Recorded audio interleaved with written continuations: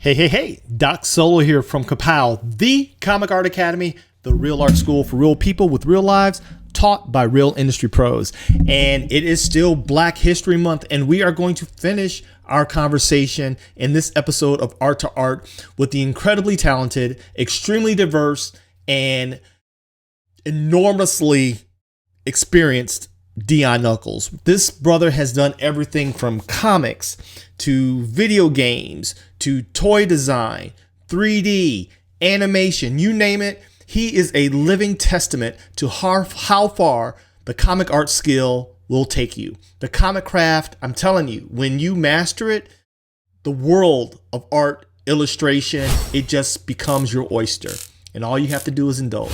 And so we're going to be closing out this episode, this series with Deon Nuckols. It's going to be a little bit long. It's going to be close to 2 hours. So feel free to take breaks, watch it on your lunch break, come back tomorrow, finish it. But I'm telling you, you do not want to miss it because we share our journey together. He shares his experiences as an artist, a Black artist trying to make it in the landscape. And we get real. We get real with these conversations. We get intimate. Occasionally, you might even see some tears, depending on who I'm talking to. You are giving a backstage pass to some of the most intimate and personal conversations with people that not only I personally know, but have maybe just met for the first time. And hopefully they become longtime friends and compatriots in this comic art world. And so right now, we're going to conclude our 3-part series. Again, pace yourself. This is a long one, but it was so engaging.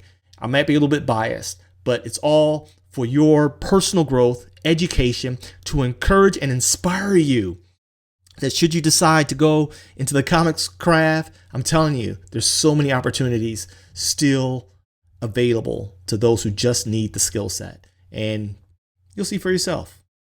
Check it out.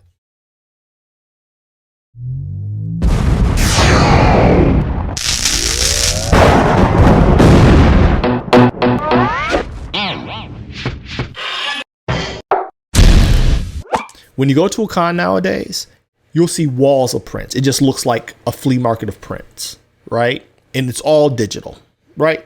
Boom, boom, boom, boom. It's a sea. It's so much noise. You thought it was noisy back when we were in the 90s and early 2000s? Oh my gosh. It's so much digital vomit out there. It's ridiculous, right? So you know what I do to stand out? I take my portfolio of my actual penciled pages and I put it right there front center of the table. Moths to a flame. Moths to a flame. Now, mind you, I got the digital stuff hanging there. My prints and stuff. There's a print portfolio right there. All digital, nice punchy colors and all the effects. Those pencil pages and those traditional works, my traditional portfolio, as far as interest, now granted, most people aren't willing to put the kind of money to buy them.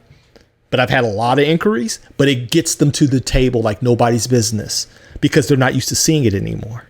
You know what I mean? And they understand. When I shared it in the last conversation. When I launched Ka-Pow, I was invited with us to the last ever Wizard World Chicago. It was heartbreaking. When I tell you it was heartbreaking, it was a desert. Like you could remember those little balls we used to get, like those rubber balls we used to get out the gumball machine that used to ricochet all over the place, that bounced extremely high. You could throw one of those in there off of any wall and not hit a person.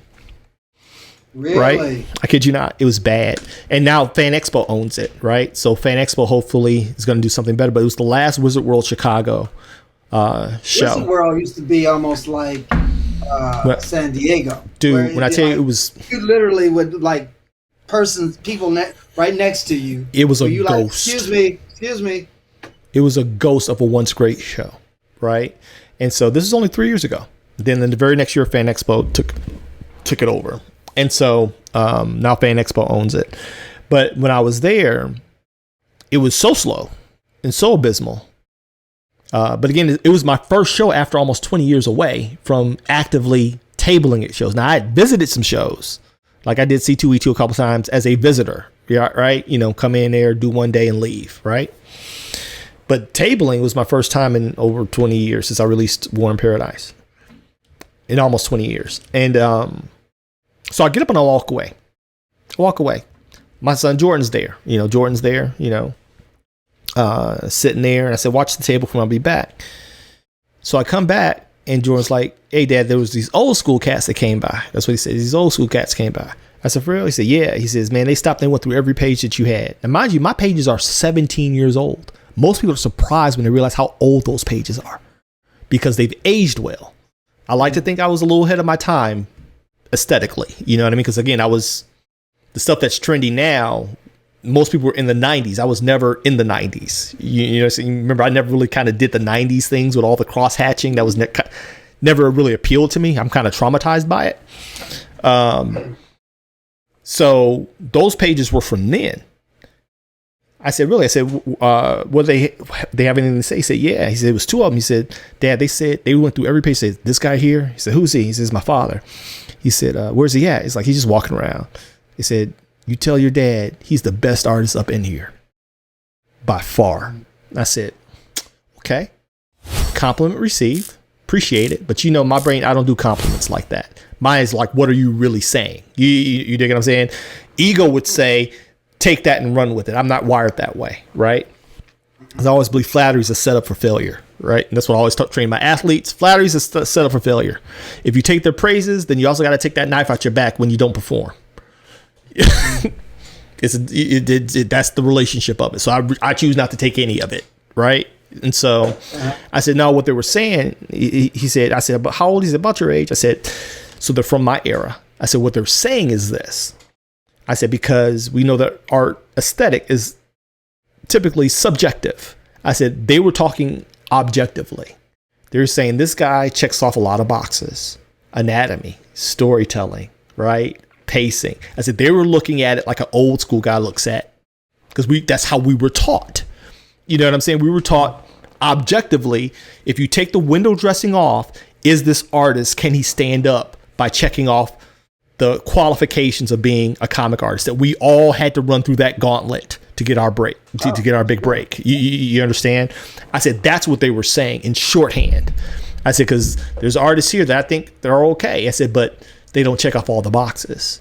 You see, you follow me? And so we have to kind of, what I would like to see, and this is me sounding like an old man, is I like to see the clock turn back. Right? I think the democratization that social media has provided has been a double-edged sword. I really do. Okay.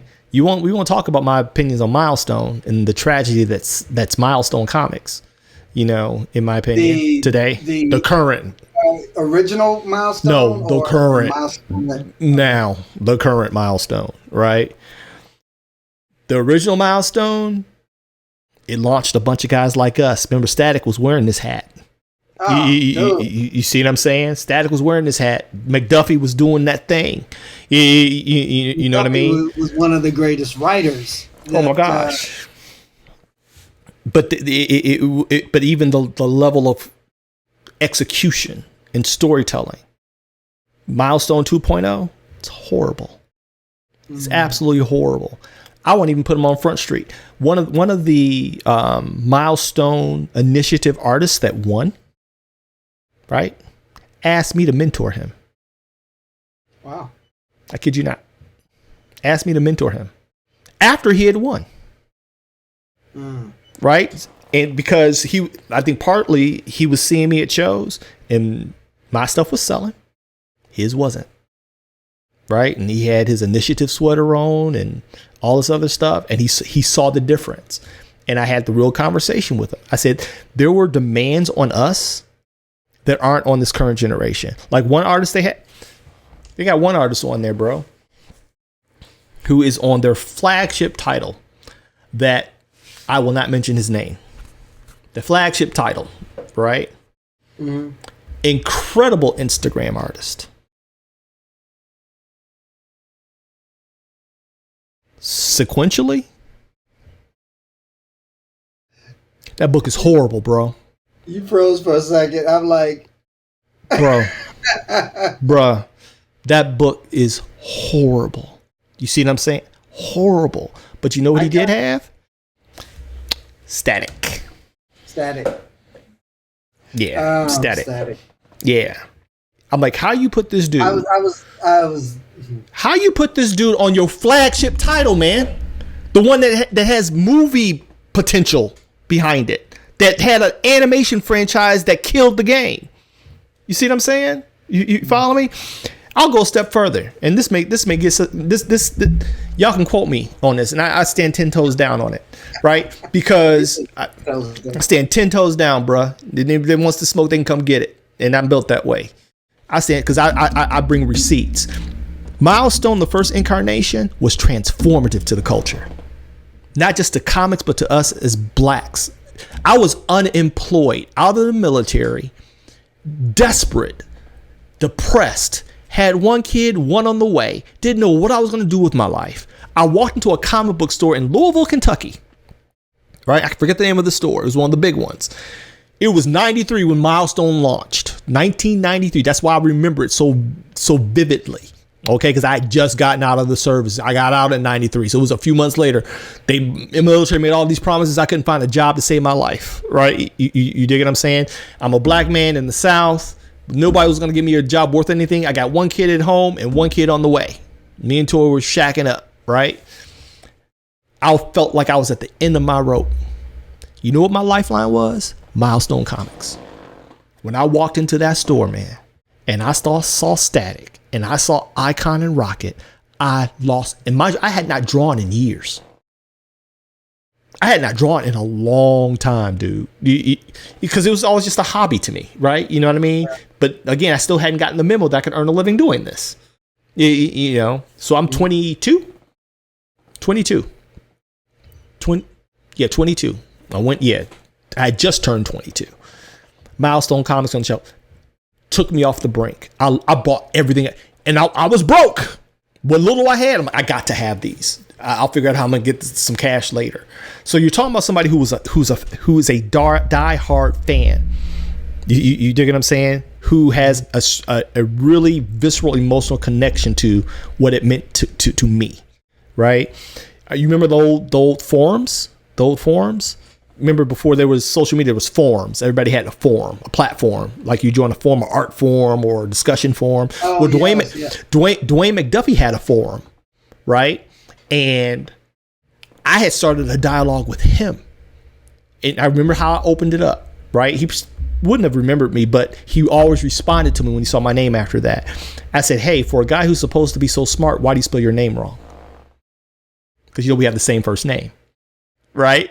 And he gave me a laugh out loud. He thought it was hilarious. He gave me a ha ha ha, but it opened the door. And because he thought it was witty, because I actually spell my name the Celtic way. It's a Celtic name, right? And so I'm like, for a guy who's so smart, you're supposed to be so brilliant, you're a rocket scientist, why you spell your name wrong? And he thought it was hilarious. It's from then, all that to say this, I have a connection with Milestone that's very near and dear to me. So when DC Comics during the pandemic, and this is my hypothesis. I have to check the timeline, but I'm gonna say it anyway. Okay. They have been announcing the return of Milestone for quite a while prior to actually pulling the trigger, right? Mm-hmm. Now, we know all the legal stuff with McDuffie family, all that stuff, the licensing fiasco that was always enveloped Milestone, right, with DC Comics. But I think it had been a few years that had been voiced that Milestone is coming back before the pandemic hit. Pandemic hits, we get George Floyd. All of a sudden, now DC does the fandom, Milestone is coming back. Mm-hmm. I'm like, y'all taking this on face value? This is a play. They just happen to get everything in order right after George Floyd, and Milestone's coming back. I said, it sounds like a virtue signal to me, as opposed to sincere. You understand what I'm saying? And then, of course, when Milestone launched their initiative, who's one of the main sponsors? Ally.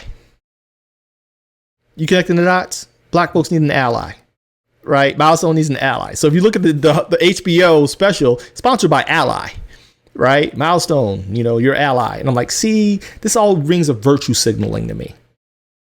So let's go a little bit further, even if that's wrong. And I'm okay with being wrong in all of this. This is just how I feel about it. Fast forward, they start announcing Milestone and the comeback of Milestone. What has been part and parcel the going system for whenever a new title drops that they want to get off, or a struggling title? If it's either a struggling title, it's the same formula that is a struggling title or a new title that they really want to put their efforts behind. What do the powers that be do to that title? Do you know? They normally started from issue 1 and They start from remake the character. No, that's true. But they usually put a superstar creative team on it for at least the first 4 or 5 issues. Superstars. Sure. Mm-hmm. To help propel initial sales. Jim Lee. Like Jim Lee, right? Or like with Ultimates when they dusted off Joe Madureira, right? And now he's on Ultimates, but he's only on there for a few issues. You dig what I'm saying? They'll take their top tier artists and writers, first 4 or 5 issues. Let's get this momentum going, right? And then they'll start filtering in more affordable creative teams, right? In hopes that it's got enough momentum. Well, Milestone, they put Jim Lee on a couple of pages in the preview book. Mm-hmm. That was it. Then everybody else was people they scooped off the internet, like the dude on Static, and people that they C and D list creative talent. Mm-hmm. But you really want this to succeed for the culture. You see what I'm saying? But you're not putting your best hands on deck to get it off and running. You follow me? Right? And if I remember correctly, I'm not even saying they had to be black artists. Who was the artist that was rocking Static? John Paul Leon. May he rest in peace. You think he killed Static? That dude was bringing straight fire to that book. I don't care who you would. If you were sincere about this line succeeding, if you were really sincere in that virtue signaling, in light of all the stuff that happened with Brother Floyd and stuff like that, and I'm pretty sure Warner said, you know what, let's go ahead and make this. Let's go ahead and bring back Milestone. Let them know we on their side. You know what? Let's bring in an ally. You know, I'm like, come on, man. Ain't nobody paying attention to this. You follow me? Let's get all this young new African American talent for the initiative. The kids ain't been on no books. They did all this. They paraded them around. They ain't been on no books, man. You see what I'm saying? I'm like, it's heart-wrenching to me. That's why I'm so critical of it. I'm so critical of it. And I even told one dude, I say, even today, I'm like, I'm not even saying, you know, I have no real allegiance to the mainstream industry. I don't, never have, right? Even though I like the characters, there's no real allegiance there. But one dude said, well, who would you work for? So the only publisher or imprint I would consider working for if the opportunity presented itself, which it probably won't after this one, I'm cool with that too, would be Milestone because of how much affection I have for it. Other than that, because I know largely what the industry is, it does not appeal to me. It would literally be, I loved what they did for me and for the culture when they first launched. I remember what they were. You know, the impact they had for me and other young black creatives like me. How did you feel when that first launched? Milestone, the first one, the original from the 90s. Dude, okay, so the first one, when it launched, I was at a comic book convention, and I think it was Dwayne McDuffie. He was sitting there talking to one of the artists of Icon. That would probably be MD Bright, Mark Bright. And he's sitting there, he's talking to him, and they're talking about how they're looking at doing some new things computer-wise. And if I'm not mistaken, it had to deal with the launch of a digital comic. And I was sitting there listening to them talk. And I'm thinking, how in the world are you going to do a digital comic? And that's just in my mind. But I'm standing in line because I'm like, at the end of the day, I want to be a part of this. Yep. You know, there's all of these, artists, um, these milestone artists. Now, I wasn't like a DC, like I said earlier. Right, you were a Marvel guy, right? I've just always been just a comic fan. Yeah. But when it came back, I'm a comic fan, that's for sure. So when I saw Static, I was like, I asked him, I think it was Dwayne McDuffie that I asked, how do I, how can I do a comic for for Milestone? And he says, take the comic and tell the story in your way. I like that. And I was like, okay. So I didn't have to get a script. I didn't have to do any of that. He's like, because the script is already existing. It's already there. What you see and reinterpret it. Refilter it. Yep. And so I'm drawing the story, telling it. To get to your point, I'm getting an opportunity to see a group of black men draw a comic that I'm like, this is going to happen. This is happening. You know, there was a lot of excitement, especially for young black. It was a artists. buzz. It was a buzz, bro. And I wasn't even in the comic industry yet. I just saw the energy at the store. That was the same time that I actually got my job invitation to Kenner. See, you were way ahead of me. I was just out the military. You were way ahead of me. Right? The buzz I felt was just in the store. You see what I'm saying? And I saw how many of us were in the store. Because this was a major comic shop in Louisville, Kentucky at the time. I don't even know I can't remember the name of it, but I don't know if it's still open. But it was a big store, right? It was a buzz. Bro. It was a buzz. I mean, Kevin, I think we went up together. We were sitting there talking about it. You know, what happens if this comes out? Blah, blah, blah, blah.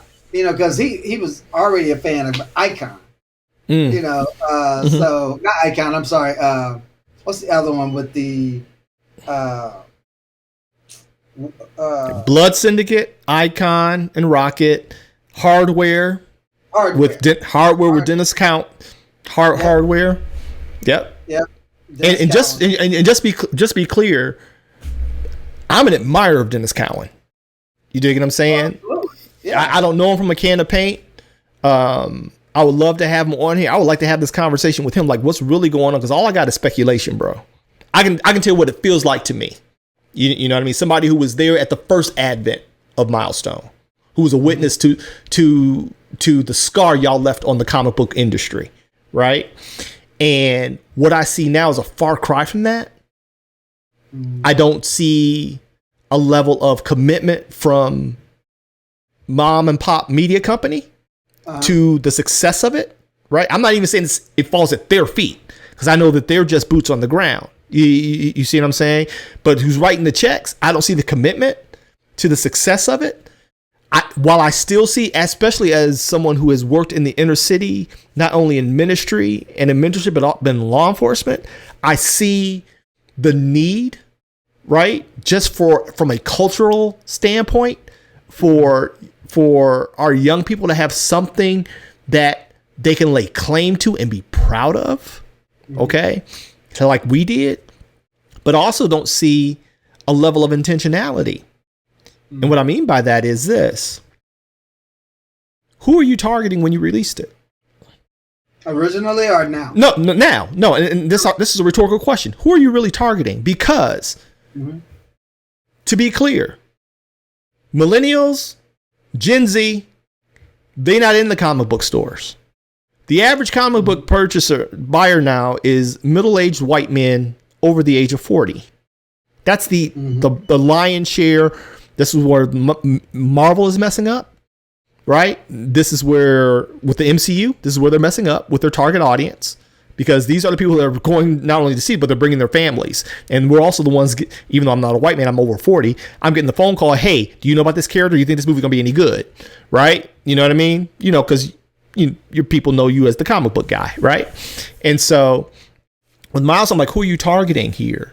Because the only people, number one, that are going to remember Milestone are me and those like me, number one. The people that originally saw it, that were exposed to it. Because go back and answer your question, I really saw that as groundbreaking. When I picked up the most recent, I think it was Icon, and I think is Rocket in that one? Icon and Rocket, season 2, and then Static. Mm-hmm. I didn't have that same feeling. Yeah, Icon. They're calling them season. They call them season 2, right? Icon and Rocket season 2, and Static and Hardware.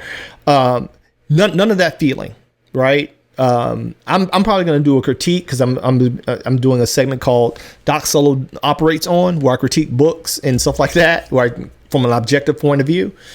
But the craftsmanship isn't there. I think the only person they brought back was Cowan and Criss Cross, right? Criss Cross. I've never been a fan of his work per se, but I've been a fan of his grind. You dig what I'm saying? And how he gets the job done. But everybody else was relatively new. And then they reinvented the entire mythos, which I thought was unnecessary. Just pick up where you left off. You know, but they redid the entire mythos, and they made the Big Bang a Black Lives Matter movement where it happened. And I'm like, what? Why? You know what I mean? What? Whose brainchild was that? You know what I mean? Because we don't care about that being the triggering event. We care about you staying faithful and true to the mythos, even if you do redesign. You see what I'm saying? Even if you do updates, stay true to the core mythos, right? They ain't keep going back and with every Superman. When was Batman retold? When was it retconned? Nope, not happening. When was Spider-Man retconned? Nope, ain't happening. Peter Parker always been bit by that daggum spider. You see what I'm saying? They add to it, but they don't take away from it. You took away from it. Why? Because the reader that you think you're going to get, you're not getting them. They're not. Comic book stores are struggling. Nobody's walking to a comic book store right now. I'm about to help out my local store by hosting events there for Ka-Pow, right? Sponsored by Ka-Pow, just to get some social media buzz and get some traffic in there. No one's going into these stores now. So who are you really targeting? The people that are going to hopefully make this book a success are Gen Xers. Black Gen Xers that still read comics, that remember when Static just had the lightning bolt across a black outfit and a trench coat and a Malcolm X hat. And what? A trench coat, a lightning bolt, black outfit, and a Malcolm X hat. Those are the ones we want to. He ain't got to look like that. He's got to feel like that. Mm-hmm. You see what I'm saying? Peter Parker has always felt like Peter Parker. Superman has always felt like Superman, with however you feel about the character. You see what I'm saying? When they tried to retcon Superman and made him dark and brooding like Batman, the movie flopped. Man of Steel, it flopped because that ain't Superman. That's Batman in red and blue. What you mean, right? If you're gonna give me Superman, right? And so when I tell you the angst that you hear is more a cry for help than it is a harsh criticism. I'm like, no, man. Do you realize whoever's pulling these strings, do they really know how important this was to the culture? Y'all were hip hop and comics, man. That's who y'all were. Y'all were hip hop and comics. It was that type of impact. Do you agree? I'll be honest. I often wonder if because being behind the scenes sometimes, the way you are, I often wonder if I'm trying to say this in a way where I don't get in trouble. I'm gonna spotlight you on that one. I often wonder if the licensors often, if they're the ones that have way too much say in how things should should go. Because a lot of times you'll hear, "Oh, this should have this," or "This should have more of this," and it's like, are you getting attacked by the licensors and them saying this is what should be in it? Right. And you having to, with you wanting it to be successful, going, okay, because you guys want it to be this way, then I put it out. Oh, I get it. I often wonder that sometimes, because there was a huge change in the way you see, what's his name, Static Shock. Mm-hmm. When you've read the first story compared to you reading this second iteration of that story, right? Like you said, it changed quite a bit. And again, the audience that you're trying to reach, you're not reaching them. That's not what's going to get them. You number one, they're largely disinterested, right? And so you're better served nurturing the audience that helped make you what you are, that have been chomping at the bit for your return. We were not satisfied with seeing the licensing retention tactics of Warner by dropping Icon in the background of a Young Justice episode, or in the background of putting him in the episode of Justice League Unlimited, Future Static. You dig what I'm saying? All those were licensing retention tactics, right? Dude, I remember when Icon dropped into that scene, I was like, I lost my stuff. I lost my stuff, man. But look, we all have gray in our hair. That's who your audience is. You know what I mean? The young guys, they're not the ones that are going to pay those bills. They're not going to the movies. They don't know. They don't even know that they should care. You see what I'm saying? They don't even know that they should care. My son, who's a geek, he gets it. He gets it, right? But he was raised in that culture. He was educated on the impact and the importance of this level of representation in the marketplace. You follow me? And he grew up on the cartoon. He's like, Dad, he called me. He called me last week. We talk like 2 or 3 times a day anyway. But he called me last week and said, Dad, guess what I'm watching? And he sent me a screenshot, static, watching all of them, going through all of them. He's like, this is aged so well. He's watching Static Shock on HBO Max. You see what I'm saying? It matters. You know what I'm saying? Listen, I'm not gonna keep you. We went way longer than I expected. So I got some really quick questions that I want to ask you. So here comes the rapid fire. And I can see, and I know I'm hungry, and I know you're tired. So, and I want to thank you for. But actually, just so you all know, question, but no, ask me a question. This is a conversation. Ask me a question. So you had said something in the very beginning of our conversation. Like, why did you ask me to come to your home? Mm-hmm. Why'd you take interest in me? Why'd you open up your door? Yeah. Mm-hmm. Why'd you take interest in me? Number one, again, we vibed. It was an immediately, it was an immediate connection. Number two, I am a hoarder of information. And you were free and willing to give it when I had little to none. You know what I'm saying? You were already making inroads in areas that I was oblivious to.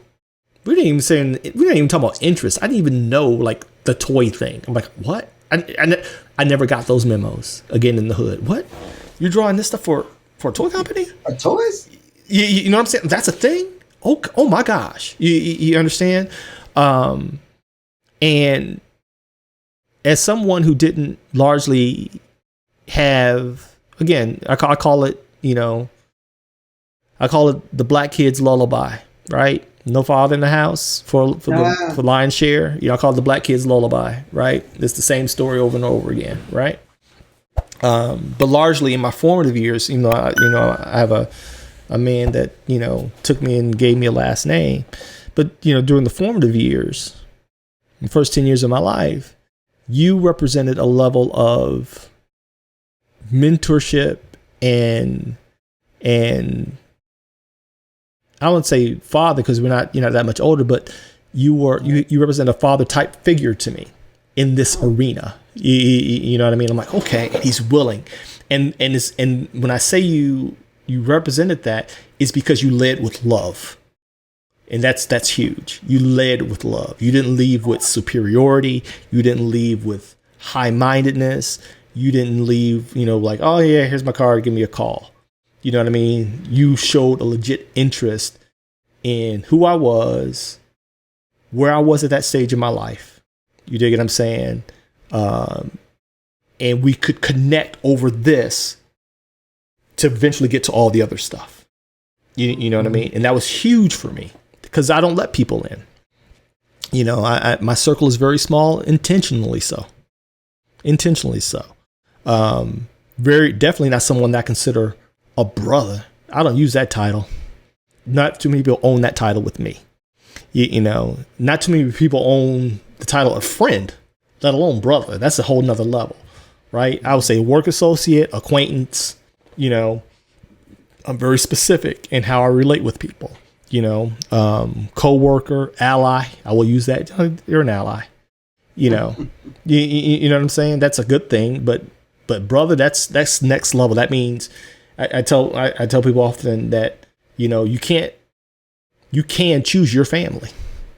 You can choose your family. Everyone that's blood ain't family. I say that, and I've told my kids that everybody's blood ain't family. Know that. Okay, I got family that ain't blood, and you're that for me. And so your willingness to, just freely share. And again, that's largely how I move now because of that. I'm like, nope. If you're willing to invest the time and the energy, I'll give you that. Don't waste my time. And when you gave me your time, knowing how you moved and how much you had going on, hopefully you feel I didn't waste your time. You know what I mean? I tried to optimize that. Kept going. Yeah. Just like I did with Doug Rice. My 10. Yeah. Because I've always been very time conscious. Even in this going on almost 3 hours. But y'all, this is how we talk. This is all the time. What did my sister say? It's like, y'all talk more than that on the phone.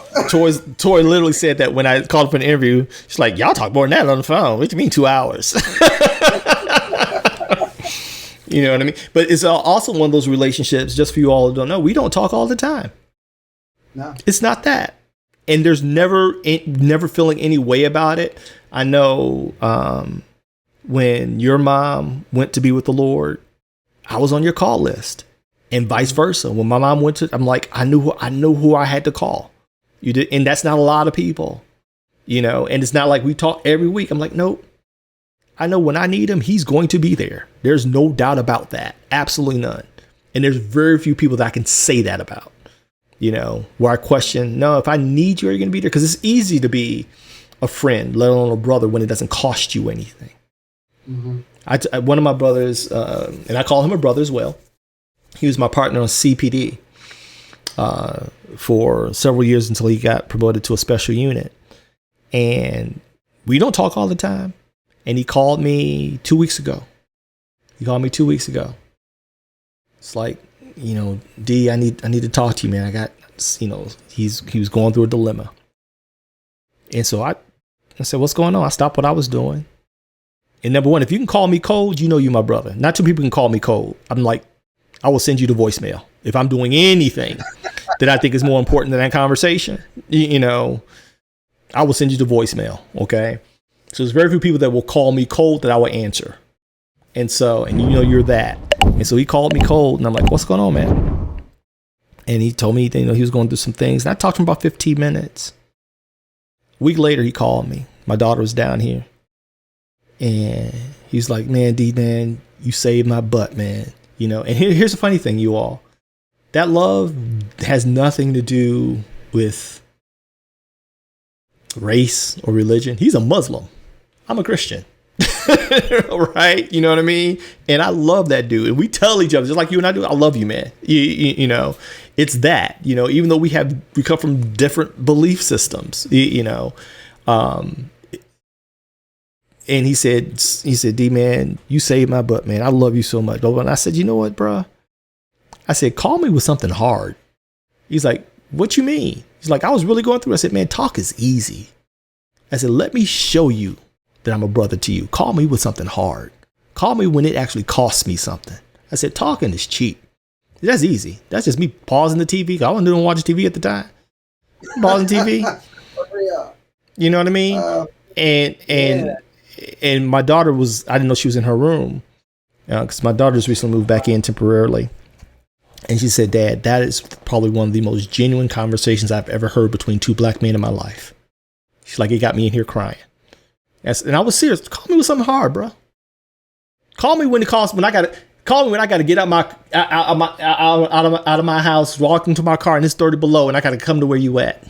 Test me. You know, you say something really interesting when you say, call me when it costs me something, you know, and there's never a value to anything if it doesn't cost you something.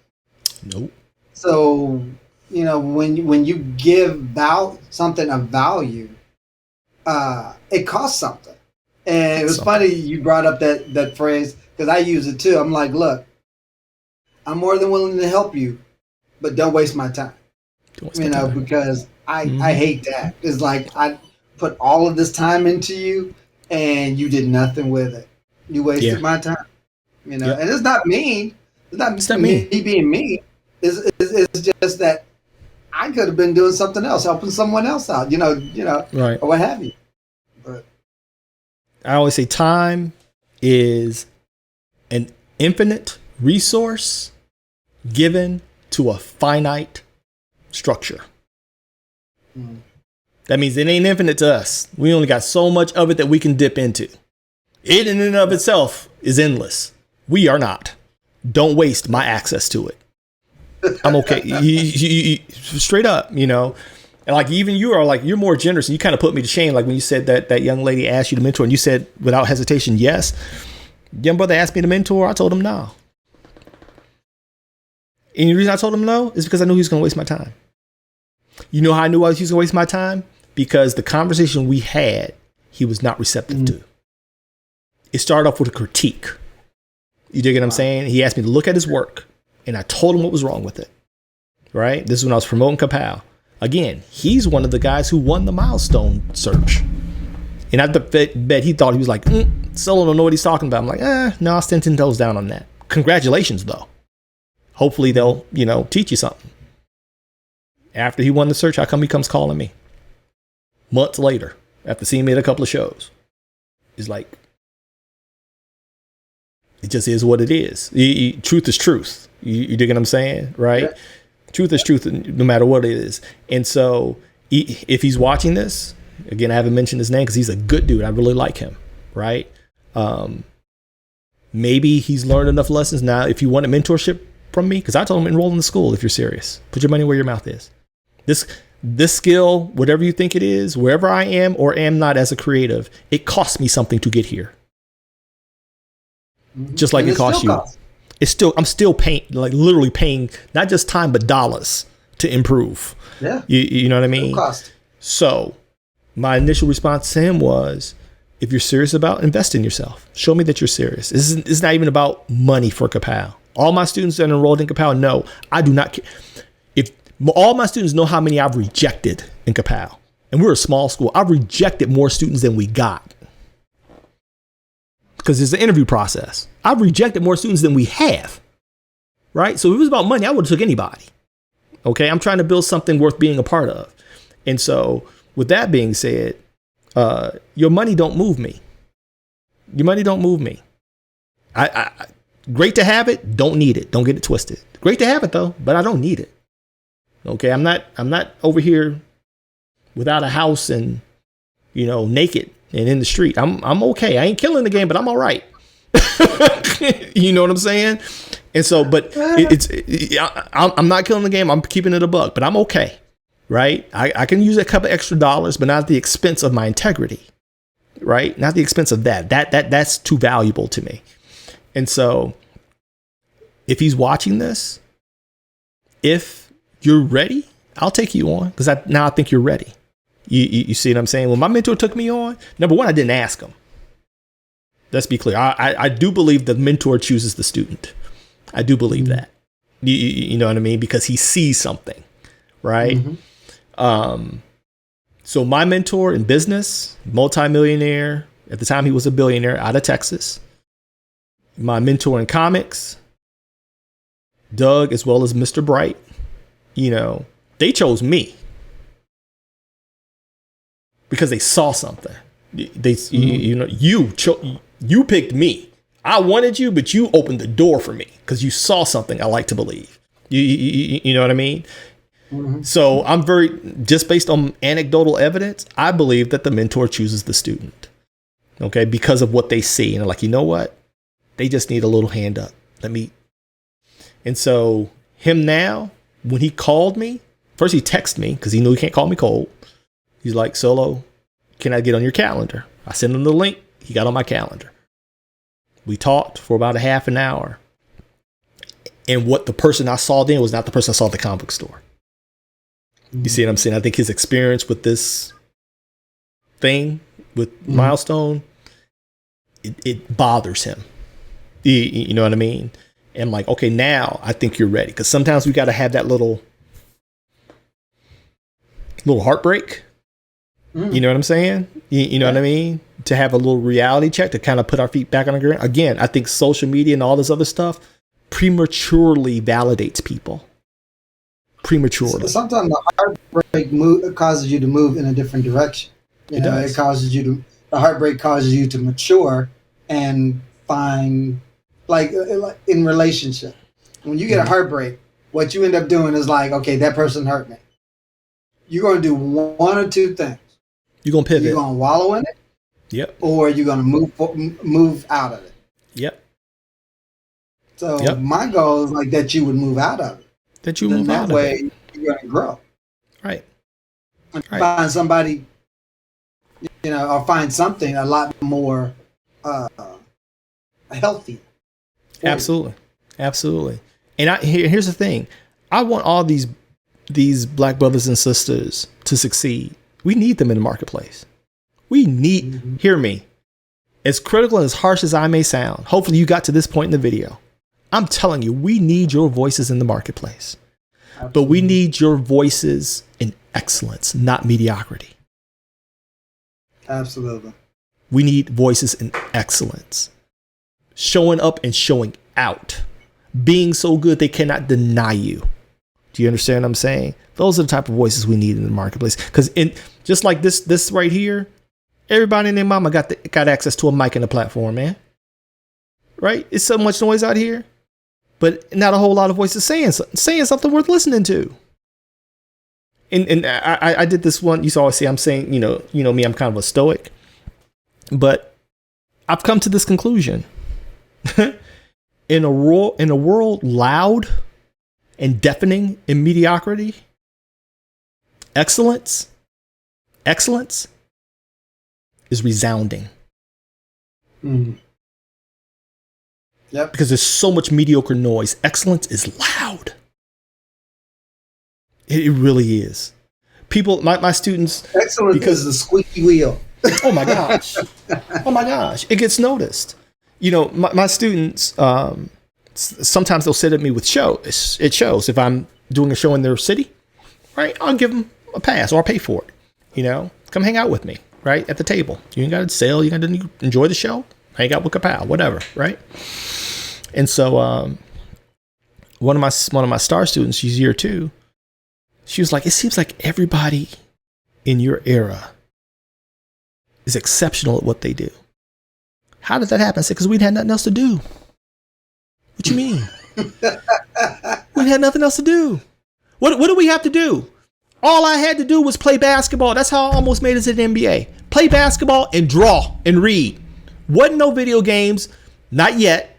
Remember when Atari came on the scene? I was in 8th grade when Atari came on the scene. You see what I'm saying? But prior to that, what did we do for hours? We read, we drew, and we was out in them streets playing sports. Did a hobby? We had a hobby. We had hobbies because that's what passed the time. And those hobbies, what became skills later on. Those hobbies became viable, marketable skills later on. We didn't know it at the time. We was just playing basketball, playing it, and playing tag. I didn't know that was going to make me an all-state track athlete and almost get me to the NBA. I was just trying to keep busy. I would sit there and draw. My mother would bring home like this copy paper. And it wasn't copy paper. We didn't have copiers back. We didn't have copiers back then, Deon. It was typing paper.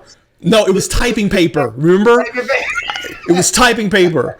I'm like, we didn't have copiers back then. We had typing paper. Because I still mistakenly call it typing paper because my granny used to bring home. Yeah, you say you mistakenly call it. I mistakenly call it Xerox paper because it's like, oh, that's right. Right, we didn't have copiers back then. We had typewriters and the ditto machine with the purple ink. The ditto machine. the ditto machine. Yeah. So you see what I'm saying? And what did we do? We draw and we read and we drew what we saw, and we would get lost for hours. I told my student, I said, here's the funny thing. When I was in 8th grade, now mind you, I got on Marvel's radar at 13, right? Through my godmother. Okay, I got on Marvel's radar. They didn't hire me. I got on the radar at 13. They didn't know I was 13. And I didn't know what I was doing. I was just drawing what I saw. I came across a Mark Silvestri X-Men comic book at the White Hand Pantry. Back then it was the spinner racks at the convenience store, right? I bought one of those issues of Mark Silvestri's X-Men, thought he was amazing, and I tried to draw like Mark Silvestri. My mother gives it to my godmother. My godmother's sister, like I told you, she worked at the ad agency. She knew somebody who was like an assistant editor at Marvel, right? My phone rings several weeks later, right? Because back then everything was snail mail, right? My phone rings several weeks later. I hear my mama, Dwayne, come here. So I come upstairs. She's like, now who is this? Marvel.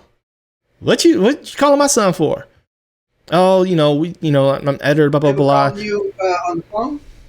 Yes. Because she gave him the number, right? And she was like, he's only 13. And I hear a person, 13? Yeah, he's 13. He's in 8th grade. Oh, well, tell him to call us when he's 18. And my mom's like, what's that? I say, I think that came from godmother. I think that she took some samples to Maureen. But she just wanted to see if I had it, because no one knew the comic thing at all. She just knew I was drawing these comics. Back then, folks didn't know anything about comics. She was like, her sister went to art school, art director, the whole 9 yards, her and her husband. Maybe they know something about comics. They knew nothing about comics.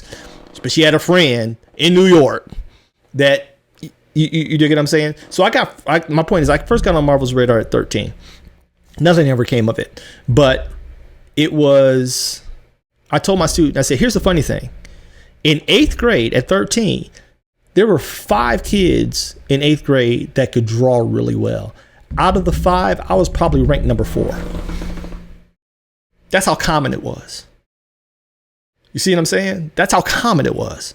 I remember one girl, Sonia Grillica. If she's watching this, hey, Sonia, right? I remember Sonia Grillica. I used to have a little crush on her. Right? She was tall. White girl I went to grade school with. She moved, but this girl could draw her butt off. She was probably firmly number 1. You see, you dig what I'm saying? Out of the 5 kids that could draw at Lincoln Middle School, I was probably number 4. But that's how common it was because everybody did it. Just everybody didn't stick with it, right? But everybody did it because we had nothing else to do. We had nothing else to do. So I'm like, the proficiency that you see is because of that. Nowadays, focus is so shallow and hard to come by younger people. And there's so much noise and things coming at them, opportunities and social media. And you should do this, you should buy this, or you should pursue this, make $1 here, do this, butt shots and, dances on TikTok and all that. It's so much distraction. There's no focus. We had focus. It wasn't a lot of noise. It was quieter. It was quiet to the point of boring. Right? And we had to find things for the boredom. Do you agree with that? I absolutely agree with that. I mean, my mother would be like, take your butt outside. Go find something to do. Wait a second. So I said this to my wife, and she laughed because she's our age. I said, to show you how the script has totally flipped. When we were coming up, it was punishment for misbehavior to stay inside. You can't go outside. You're grounded for the week. Stay inside. Now it's punishment to make them go outside. Nope, no TV. Go outside. Go outside. Isn't that great? Go outside. I can have my tablet. This is my granddaughter. Nope. Nope. Go outside. Go play. But then when she's out there, she has a blast because of the neighbor's kids. You see what I'm saying? But it's punishment. Now I'm like, how did this paradigm shift happen? Now it's punishment to make kids go outside and put their device down. For us, it was torture. The paradigm shift happened when the iPad came into play, when computers came into play. All of that is when the paradigm shift happened. I would agree. And now we live in today. Well, listen, I'm going to let you go, man. I have a bunch of questions. I was ready for the other question. You ready for the question? Okay, all right, so here we go. I'm good with it because this is all content for me. All right, so at what age did you take an initial interest in art? What age were you? I would have to say the real interest started like at 9. But I would say it was probably a little sooner than that. Probably about 5, because I was drawing these little. It looked like fur coats. Because I would sketch, but the way I would sketch, how most kids kind of like squiggle. Mine were always connected somehow to each other, but it didn't make sense. It was just I knew I wanted to do something with that, and I'd probably say about 6. Okay, 5 or 6. For 5 or 6, that sounds about right. Yeah. Okay. For most of us, and these questions are typically these are like questions that I kind of get at cons all the time, right? And I see are kind of common questions. Some are not, but we'll get there. Who would you say were your creative influences? Your most formative creative influences? I would say Kevin Mauer. Okay. He was a definite influence to me because he was like a mentor. And then definitely Jim Lee was a mentor. Years ago, I would have said John Byrne, but that's a totally different story. John Byrne did something to me that I would never forget. I think I shared that story with you, right? John Byrne's a prick. You heard me say it. He's a jerk. Okay. He's a straight up jerk. You want to hear my John Byrne story? I don't know if you can tell. I can tell mine because I ain't got no loyalty to the game. I don't have any loyalty at all. Okay. Myself. I was. Tell me yours. I was at this convention, and I was like, I had that book that you saw, The Superior 7, and it was my first book ever, and I had seen his work, and I was a huge fan of John Byrne, and so. I took my first issue of Superior 7 and I went to go give it to him, handed it off to him. He literally took a look at the cover, looked at me, and then threw it into a briefcase of some sort, and then looked back at me and said absolutely nothing. Wow. And I was like, some people said, why didn't you ask for your book back? I'm like, it just threw me off so badly. I just wanted to get out of it. And I turned around and I left. And I'm like, really? Dude, here you have a fan that wants to give something they did. You don't even have to keep it. You can get rid of it, when you go home. I'll never know. You know. But for you to look at it and make me feel bad about it. Yeah. See that's dick-like. I can't. So here's my John Byrne story. It was Wizard World Chicago, right? And so my modus operandi was since I was on the police department, we get into every place for free, typically, as long as we can show our star and our gun, right? And so it was Wizard World Chicago. I wasn't active, in the industry, but again, I always tried to keep my finger on the pulse whenever it came around, right? So I'm coming in, and I see him sitting at this table. Now, I cannot make this up. I see him sitting at this table. There's a line. Like, mind you, I'm walking. I'm parallel to the table, right? And so I'm walking parallel to the table, and there's a line, right, that I'm about to pass. But the table reaches me before the line does, right? Okay? And there's somebody standing there like a velvet rope thing, right? Kind of blocking the way, waiting for fans. And he's at the table. But no, he's not just at the table. Check this dude out. He's got some type of platform. You know how a judge holds court? Uh-huh. He's sitting. Now, mind you, those tables are what, 3 feet high?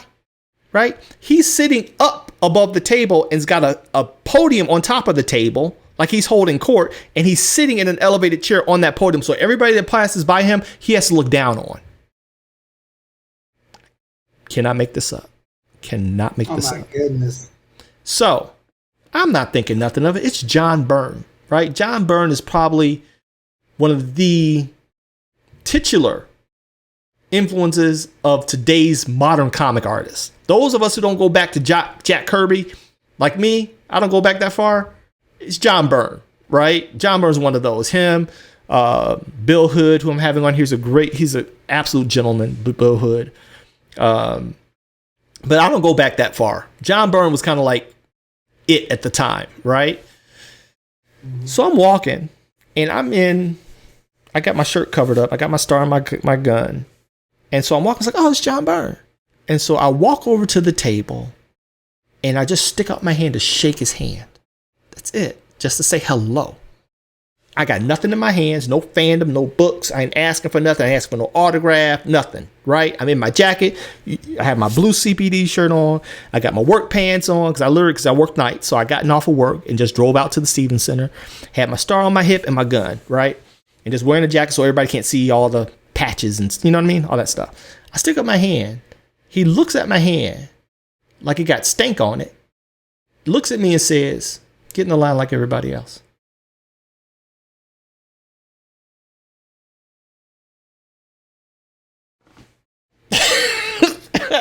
I'm like, bleep, bleep, bleep, bleep, bleep, bleep, bleep. Literally, I lost it, bro.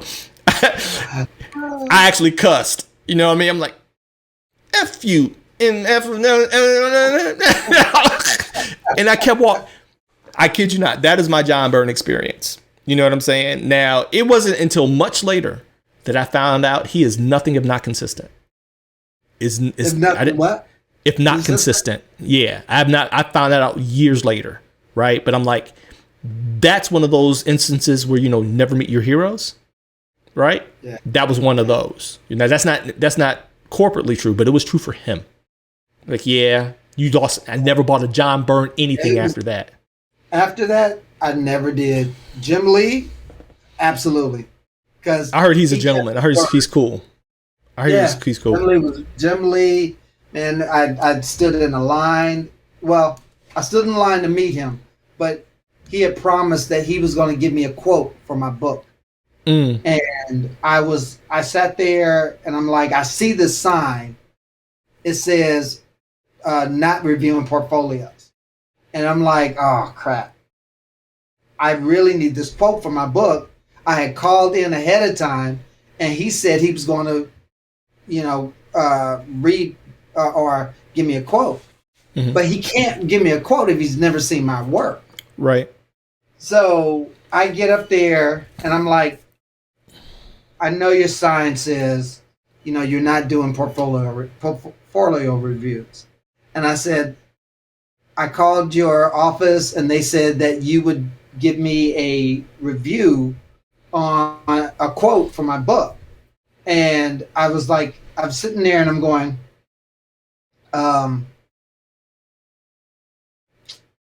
if, we're not going to be here tomorrow, would you please take a look at the portfolio? His response was absolutely. and he slowly flipped through the book. Wow. My portfolio. That man made me feel so valued. I love I'm it. like, I'm sitting there. He's slowly flipping, and he literally, dude. He had. I can't tell you how many people he had behind me. But I'm sitting there, and it was as if I was the only individual. Matter of fact, Kevin, a friend of ours, a friend of ours to this day, says that was his faith moment. Wow. Because he says, I saw the sign, and you said the only thing he can say is no at this point. Right. And dude, I was sitting there, true story. I'm sitting there going, God, I need you to work a miracle out for me. Because I want to put this out, because I just wanted to put it in my book. Right. And Benjamin, what's his name? Ryan Benjamin was sitting next to him. And he took his freaking time to look through my whole entire portfolio. Matter of fact, that there was like pockets that he actually went into the pockets and looked. And that's how you make a fan for life. That's how you make a fan for life. It doesn't take much. Absolutely. It doesn't take. You know who else I hear is like that is Todd McFarlane. I hear he's like that. I hear he's like just a genuinely good guy. He called me one time, but I think I told you that one. He called me, and I'm like, Todd McFarlane. This is not Todd McFarlane. This is playing the joke on me. He's like, no, this is Todd McFarlane. I love it. I love it. I love it. All right. So next question: validation and affirmation. Where was that validating moment for you as an artist, and who was that validating person that really made you feel like, you know what, I can do this? They kind of gave you a little wind beneath your wings. That you got something here, kid. Keep going. Oh dang! The one that did that for me was what is his name now? Oh, crap! Why can't I think of his name? He did. He used to draw Garfield. Jim Davis. Who? Jim Davis? Not Jim Davis. He was Jim Davis was the creator of Garfield. Right. And this guy would actually draw the stories for Jim Davis. I can't think of his name. I had Gary Barker was his name. I was at a convention, and this is when like the Indy comics were coming up, and I had to be. This is when I was doing the comic Superior 7, and I showed this guy who was the editor for the comic Chucky, and he's looking through my portfolio and was like, nah, you really shouldn't be drawing. And I'm like, what? This is what I love to do. I'm like, I'm just listening to the guy. Right. And I literally, and I'm shortening this story, I leave the hall, and I'm like, I'm ready to go home. I'm getting ready to quit at that point. Quit comics. And quit drawing, actually. And a friend of mine comes out. He was like, Deon, I got to get you to meet this one guy. And I'm like, who? And he goes, this guy named Gary Barker. You got to see his stuff. You got to see. I told him that I want him to see your work. And so I'm like, I'm not really interested. And so, long story short, I do finally take my work over to him, and I lay my work out. And by this point, I'm actually already looking at his stuff. and I'm asking him questions, and Gary Barker's work was just gorgeous. And I'm like, oh my, I definitely don't want you to look at my stuff because the pro guy over there tells me I shouldn't be drawing. So what are you going? Right. You know, and he looks through my work, and I'm like, he says, "Wow." He says, "Your work is amazing." I'm like, "Are you serious?" He's like, "No, I'm very serious." I said, "Because that guy over there told me I shouldn't even be drawing." Wow. And he goes, Gary says, who told you that? And I mentioned the guy, because I didn't even know the guy's name. I just pointed over there, like, the guy does check it. And he's like, oh, so-and-so, he doesn't even draw. He's just an editor. I'm like, what? Consider the source. Consider the source. Right. And so he goes, by the time you're my age, he says, you'll be phenomenal. He says, you already have potential. So whatever you do, do not stop. Keep drawing. I love it. Forget what he said. Keep drawing. I love it. He kept in touch with me. I would go, hey Gary, how you doing? Just to say hi. And Gary would keep in contact with me. To this day, matter of fact. To this very day.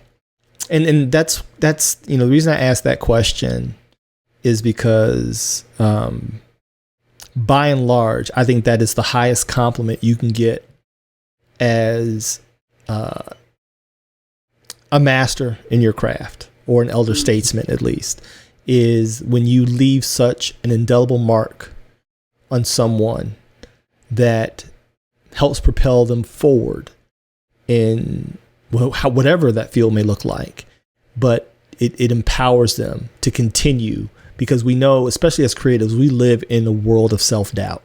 People don't realize that. The creative mindset is one rife with insecurity, with all the haunting questions. Am I good enough? Do I still have it? Can I keep pace? Oh my gosh, they are amazing. You know what I mean? Ask those questions. Yeah, and I don't think it ever leaves. That's part what I call I call it the artist's curse. You know what I mean? That's part of the artist's curse.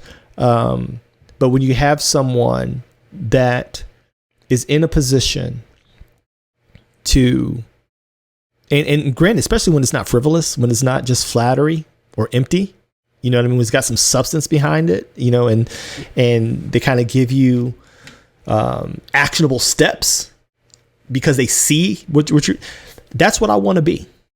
I'm hoping to be that, when the final chapter is written, for somebody else. Like, you've been that for me. So if you don't get your flowers from anybody else, know that you're getting that from me.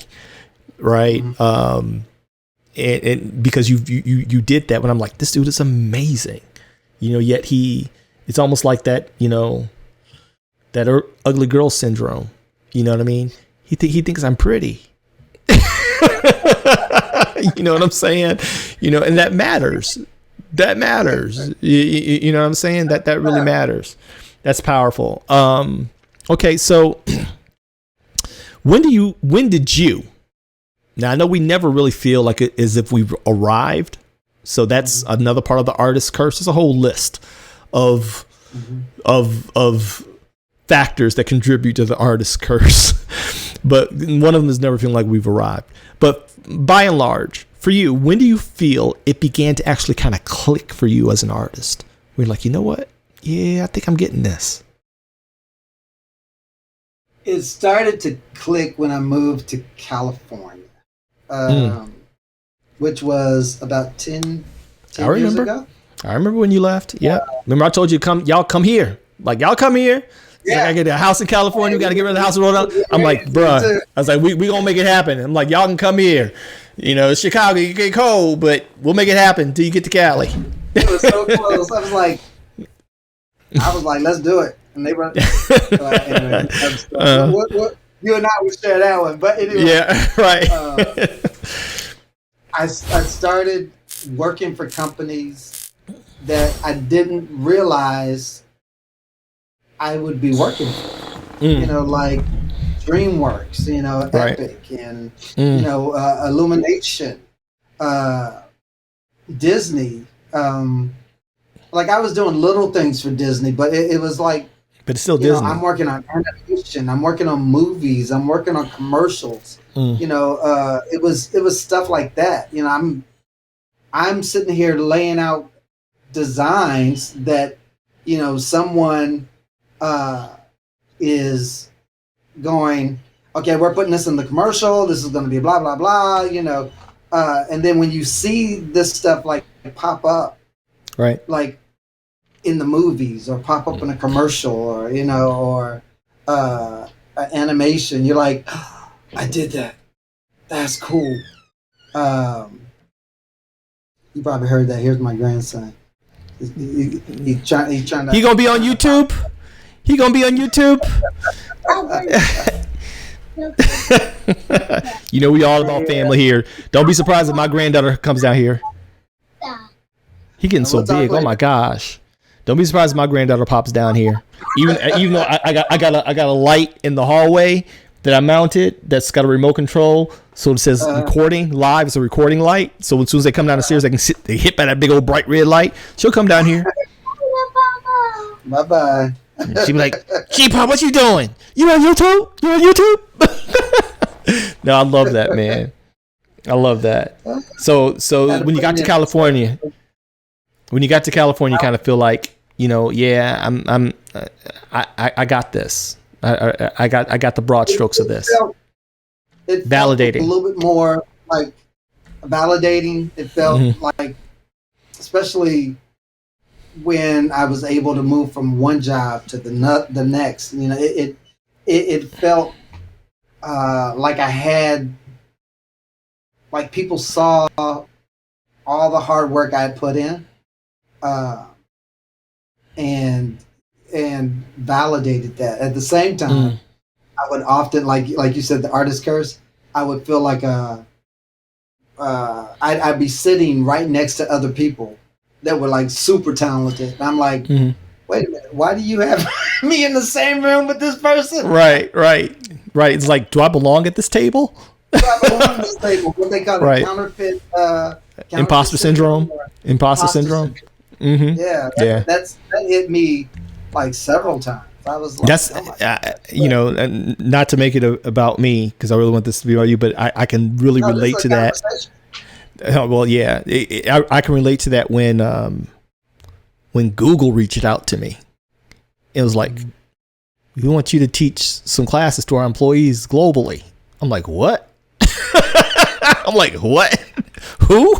Me? And I'm like, how'd you find me? You know?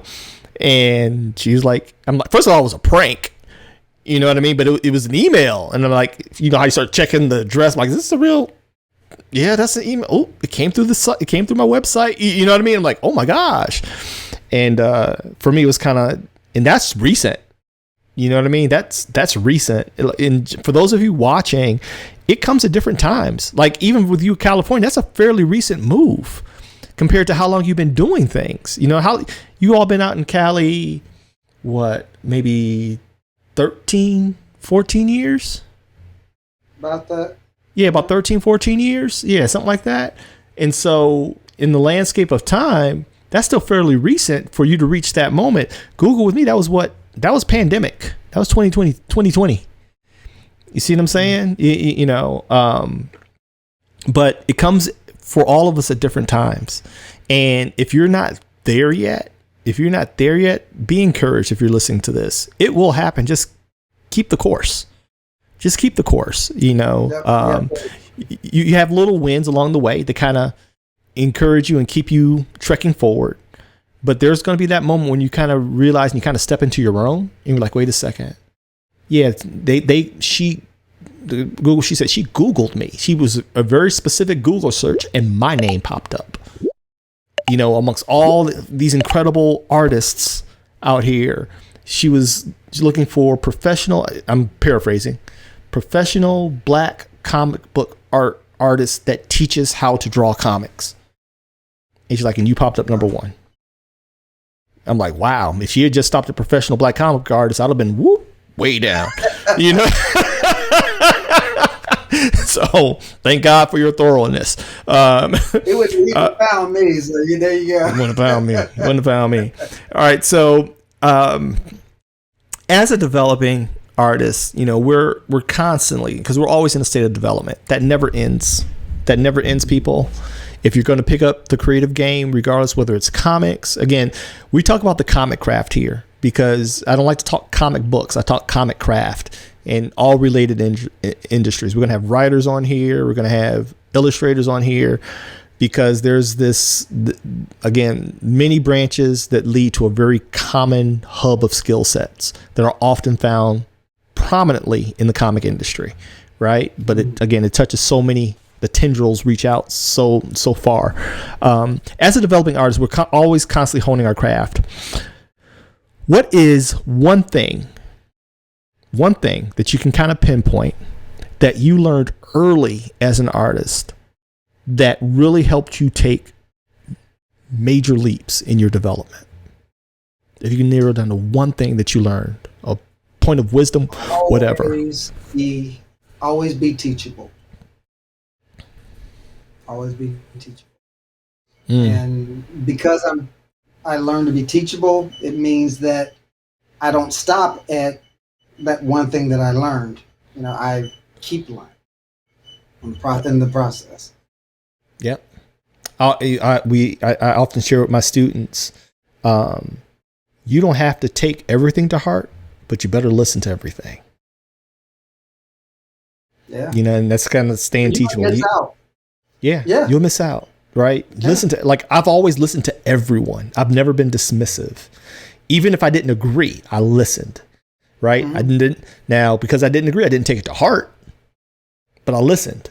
I heard. I try to see, is there any truth there, right? Is there anything that I can take from this that I can add to my repertoire, that I can put in my toolbox? That'll make me even say, take out the bad and get rid of the stuff eat the meat. Eat the meat. Toss the bones. Toss the bones. That's what Mom used to say. Eat the meat. Toss the bones. Right, and that's it. And what I found by and large today, and this is actually kind of one of the things I look for when I'm looking for a student. Right, when they apply, you know, they have to do an interview process with us. It's a 2-stage interview, and the questions are from my FBI trained police interrogation history. So the questions kind of give me an insight to a student on the first round, and then the second round they get me, right? And so what I'm always looking for is that teachability factor, right? I don't care how good you think you are. We can learn from everyone. I've learned from people that are nowhere near where I am as far as craftsmanship. And I can take away one thing, like, oh, that is good. Never heard that, never saw that. I'm taking that. Thank you for that. You know what I mean? And they're like, you're taking this from me? Like, yes, because that's value. That is value. You got a diamond in there and you didn't know it. Thank you for that. Right? I'm stealing that diamond. Right? And so that's one of the, I'm stealing it. I'm taking it. Right? And so that's what I, you know, when people see oftentimes like yourself, that is consistent with your incredible rate of growth. Like I said, I've seen it. I've been witness to it. It's the teachability factor. When you're not teachable, information gets bottlenecked. It's got nowhere to go. It stops at your ears. It never enters your brain, let alone your heart. Right? It bottlenecks at your ears, and you keep moving on.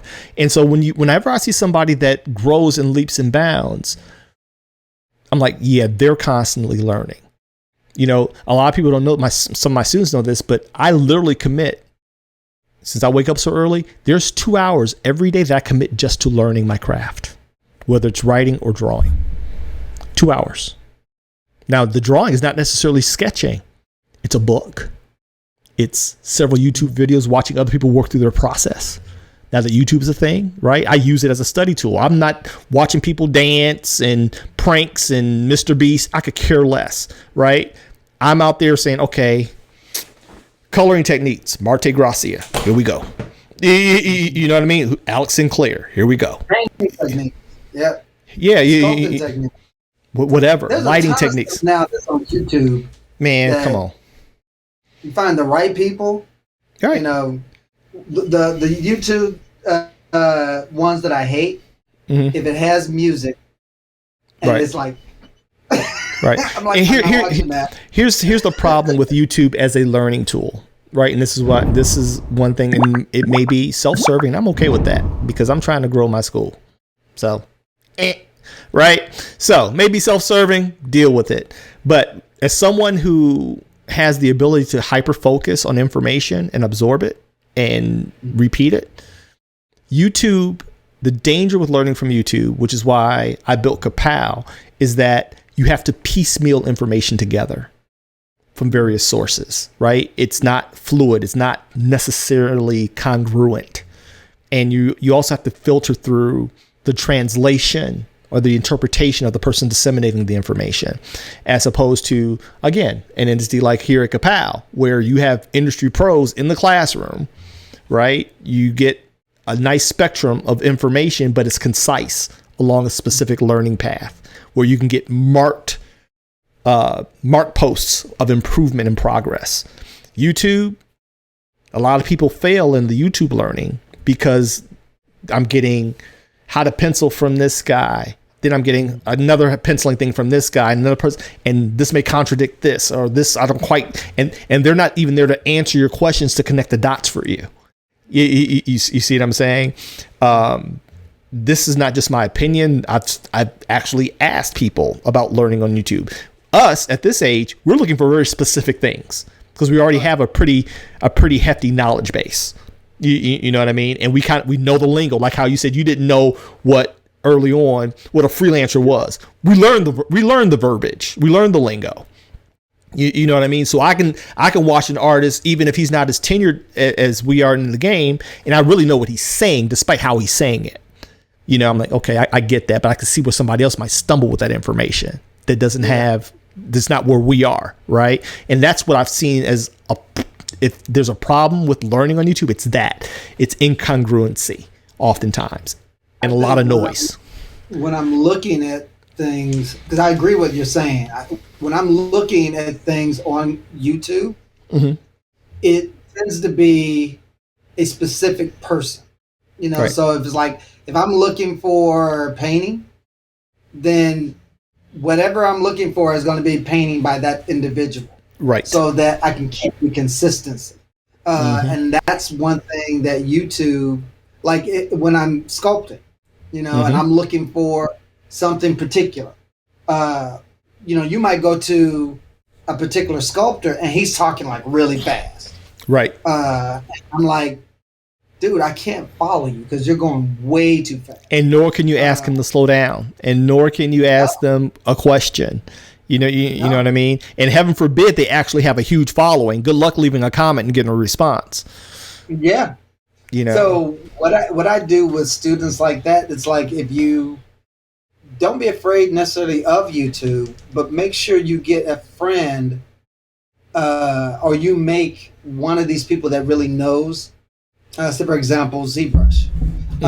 Make sure you make one of those people a friend. Right. Because then that way you get an opportunity to ask a question. Right. And you get to break it apart and go, oh, okay, this is how that works. Because a lot of times that's the thing, you nailed it. That's the thing that you tend to miss with YouTube classes, is that I don't have that person to show me how to do. Because they may be looking for, you know, how can I shade this? Right. And you may look up shading and it might not answer your questions. It may, but you know. I dig it. I totally, that's just how I feel. And mind you, I use YouTube as a significant, I got YouTube Premium just so I don't have to do the commercials. So like, so I got YouTube Premium. I've had it for years because I do use it as a source of information. I use it for a learning tool, right? That's how I'm getting a lot of my marker techniques, my watercolor. But again, I've been matured to this point where I can filter out the noise and I don't have certain questions because of what I've already garnered over the years of experience. For a novice and a newbie, they may struggle that way.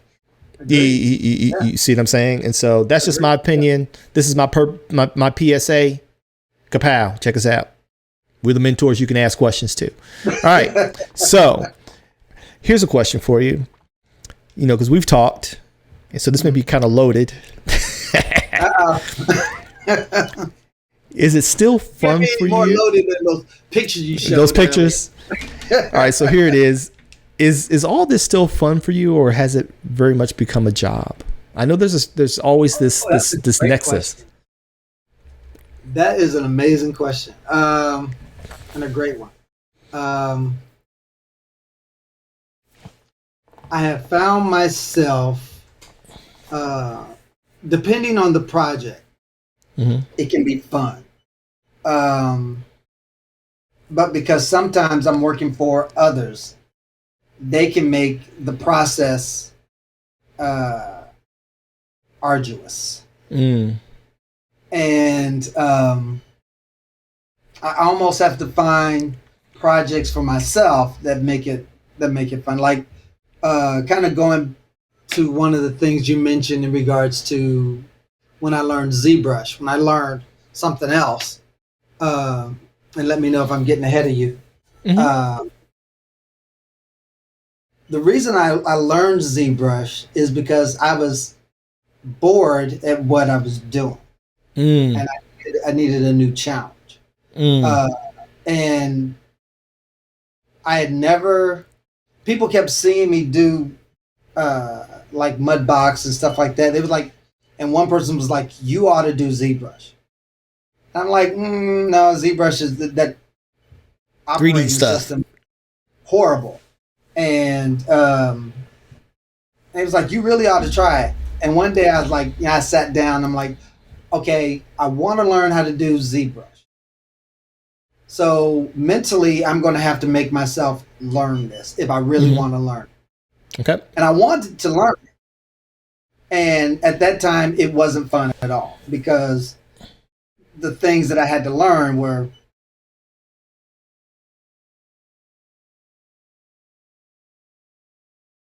to figure out how,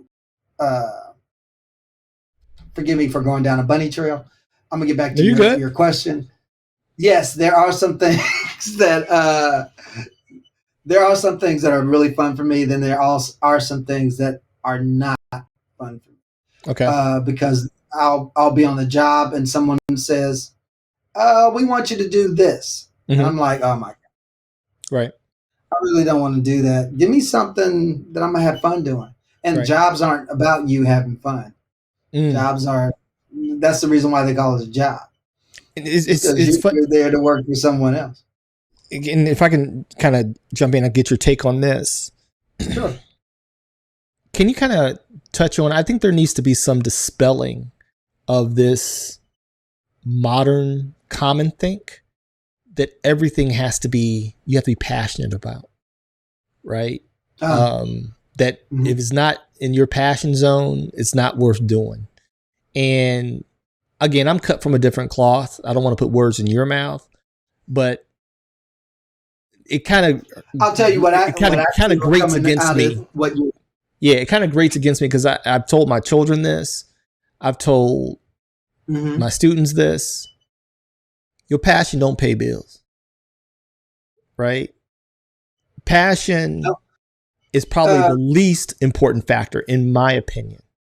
It's probably the least important because passion is dependent upon emotion, and emotions vacillate. You dig what I'm saying? The comparison I often make is being married almost 30 years, right? I love my wife. There's no question about that. I know I love my wife. Do I always feel in love? No. But what I am is committed. Do you understand? I'm committed to what we built. I've committed to our vows. I'm committed to the end goal, right?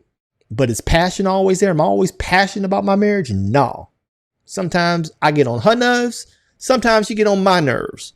And so, but you've made investment. I made investment there, and I'm committed to the outcome. I'm committed to the outcome. Right. So, and because you spend a lot of time making that investment, you first of all feel like, especially on like if you're one of those people that like, I got to stick with this. If you look at all of my portfolio, it was freelance jobs that I didn't necessarily want to do. Like if you go to my DeonNuckles.YouTube, no, I'm sorry, DeonNuckles.blogspot.com. That's where I got a lot of those images from. When you go there, you'll see like stuff that I worked on that I didn't necessarily want to do. Like there's that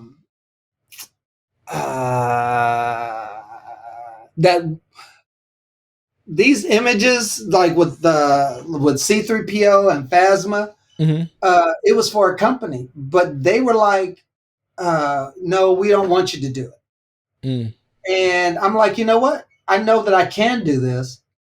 Why don't I show you that I can do it? They were like, no. And I did it anyway. And sent it to them. And they were like, these are great. I'm like, but you didn't want me. I didn't say anything. They were like, you didn't want me to do it. But I get a lot of projects that a lot of times I don't want to do, like that bed up there that you just saw. I didn't want to do that. That is not something I wanted to do. It's like you draw a bed. That's boring as all get out. I've had jobs where I'm drawing blenders, and that it's just not exciting, but it pays the bill. But it pays the bills. And back to my point, because I don't want to leave it hanging. If you stay commitment, emotions are cyclical. You'll find the love again.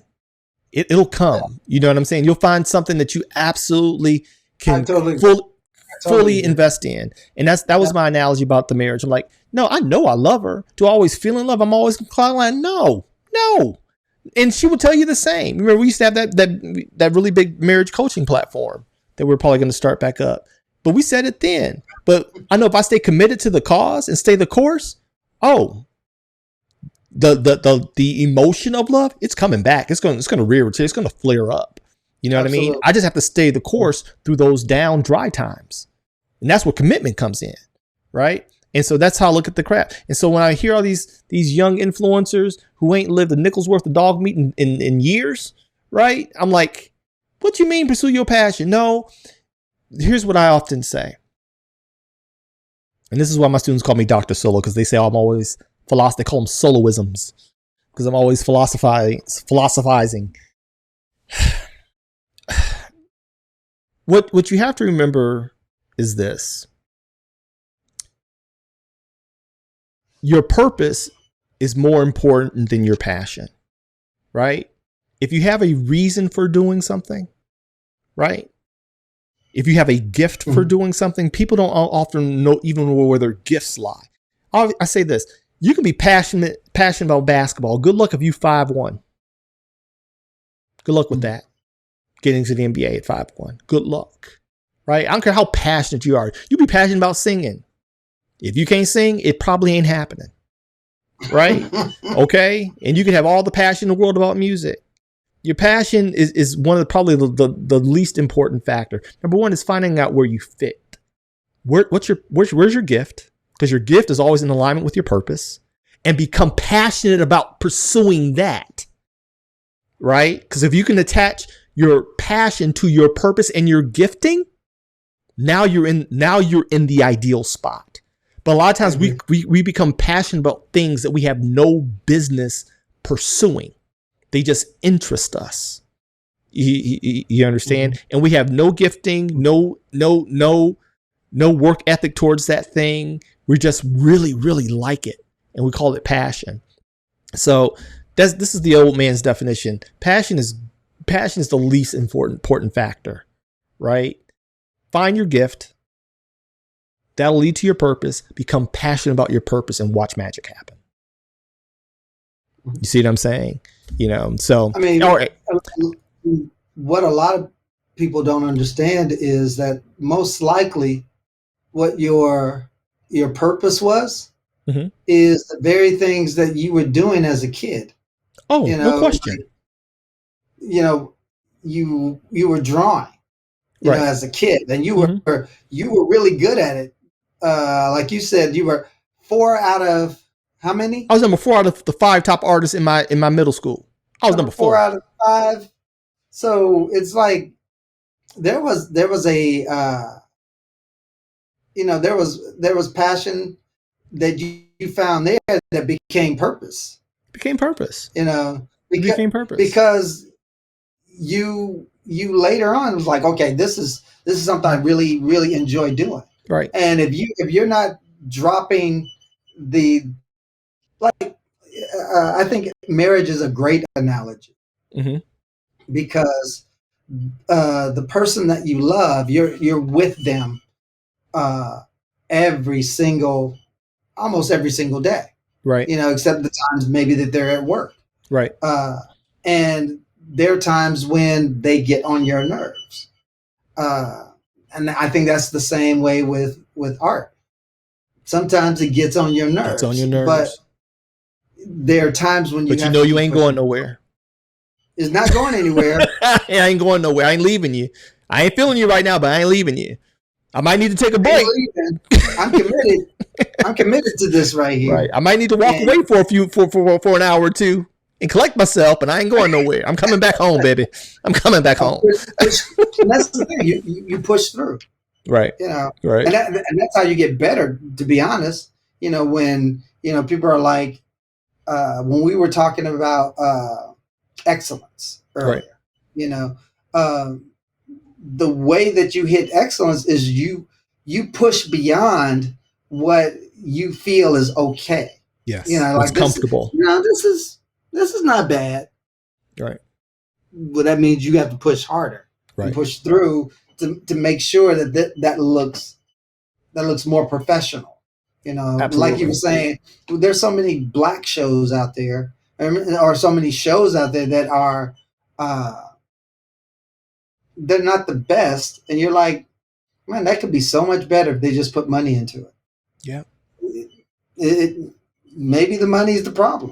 Right. Maybe it's not the money. Maybe it's the individual that's behind the Well, Right. you get where I'm going. I totally get it. I totally get it. I totally get it. So for all you aspiring creators out there, find your gift. And here's the thing. Me too. Well, Solo, how do I find my gift? Well, to get a little preachy on you, take it for what it's worth. But I believe it's true. The Bible tells us that our gifts come without repentance. That's why they're gifts, right? And here's the thing about things that have they haven't cost you anything. We take them for granted because it comes easy. Your gift is something that comes easy to you that you're probably overlooking because it comes so easy for you. You understand? Yeah. And that's the number one way to find listen to what the world cannot tell you who you are, but the world can prove who you are. They can validate it by their response, right? And a lot of times the world is telling us where our gift is and we just ain't listening to all these people that you're the one that they always call for their problems, or you're the one that somewhere always figures out a solution, right? And many times we fall in love with things that are gift adjacent. Okay, so case in point, I'll use myself as an example. Drawing is not my gift. Drawing is not my gift. And I realized that early on. I approach drawing and art very technically, right? It's problem solving to me. It's almost mathematical, right?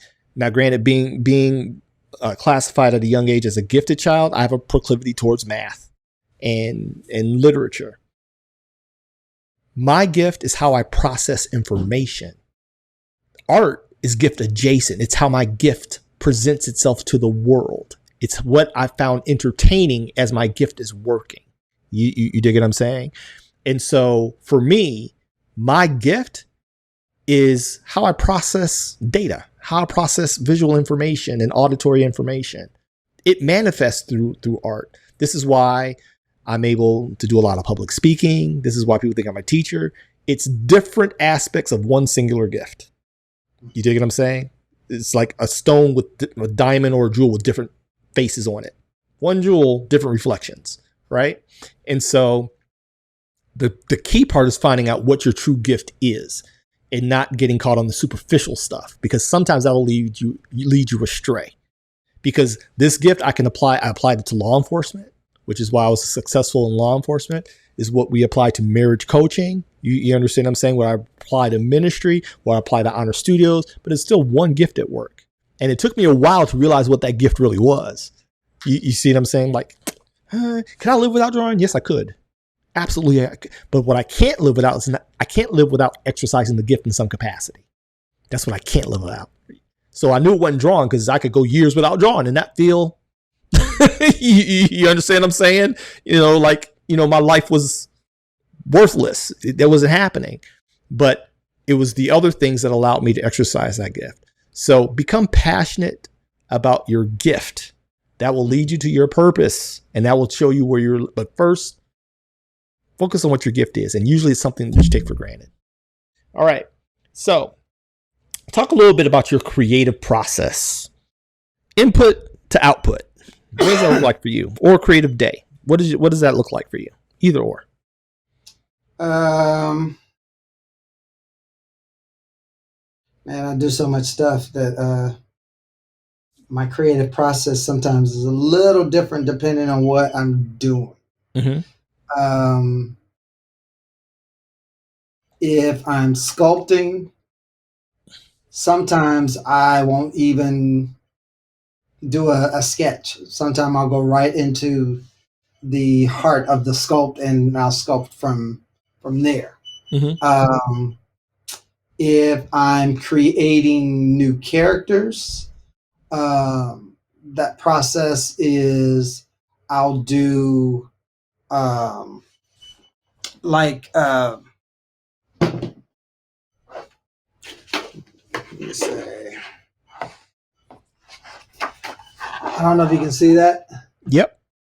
I can see But it. I'll do like sketches like this that would possibly give me an idea of what what the characters might look like. Okay. All right. Like silhouettes. Yep. Silhouettes. Yep. And then after that, I might take the characters, draw on top of those. If matter of fact, some of the stuff that I did send you, it had a little bit of that where I did these silhouettes and then I drew over top of them.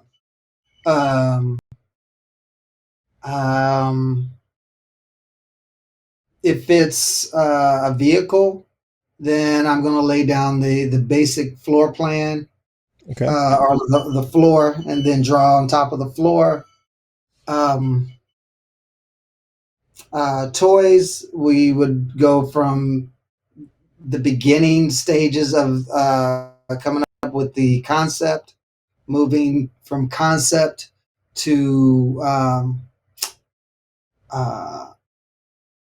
the sculpt, to the prototype, from prototype to the final stage of the running it through packaging and all that kind of stuff. So it depends on what I'm working on. Mm-hmm. They all have similar processes, but the process can sometimes be a little different depending on what it is I'm working on. All right, cool. All right, so Does that help? You've got Mr. Peabody's Wayback Machine. For those of you all who don't know what Mr. Peabody is, Google it. All right, Sherman and Mr. Peabody. You got the Wayback Machine. Oh gosh! If you could go back in time, and visit your younger self, what wisdom would you share? What would you have handled differently? Oh, that's a great question. What would I say to my younger self?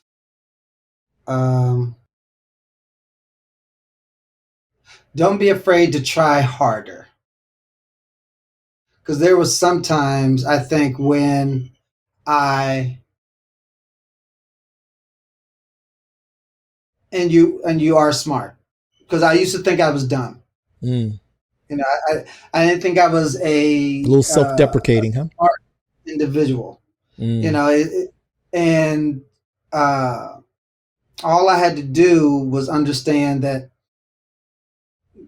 may have been the time I needed to try just a little bit harder. Like even when it came to drawing, like when I got frustrated easily, you know, push a little harder. You know, for me that was one of those hard things for me, where everybody else in the room was smarter than me. At least that's what I felt. Okay. And I had teachers that didn't, you know, cement that, or that cemented that problem. You know, and I'm like, it wasn't until like I got older that I go, I'm not dumb. Right. I can do this. Right. You know, and it wasn't until like I became older that I'm like, things actually started clicking. Okay. So I think that's what I would probably tell my younger self. Sound advice. I'm sure your What would younger you tell self. your younger self? What would I tell my younger self? Mm-hmm. Honestly? Yeah. Don't be so hard on yourself. Yeah. I was I had a very poor self-image. You know what I mean? I lacked certain confidences. Like I said, the person you see now did not exist prior to the military, quite honestly. Mm-hmm. Did the military help you with that? It was huge because it showed me what I was capable of. So here's my military story. When we graduated high school, there were 4 of us that were close friends. Me, Jason, Brian, and Tootie, right? We all played basketball. We all ran track together. We were like the 4 amigos. And after graduation, Jason had a barbecue at his house. His mom had a barbecue for us to celebrate. And it just so happened that all 4 of us were going to the military, right? We were all going to actually different branches. Me to the Army, Jason to the Marines, Tootie to the Navy, and Brian to the National Guard, right? Okay. Wow. And so we're sitting there. I'm not making this up. This is a true story. We're sitting there, and Jason, who I thought was my best friend, again, you kind of figure out you don't know what a friend is until much later. You know what I mean? Mm-hmm. So this is high school. And when I tell you, it was like he never did me any favors. I was his best friend. He wasn't mine. Right. So anyway, we're sitting there, and he would miss no opportunity to take a shot at me.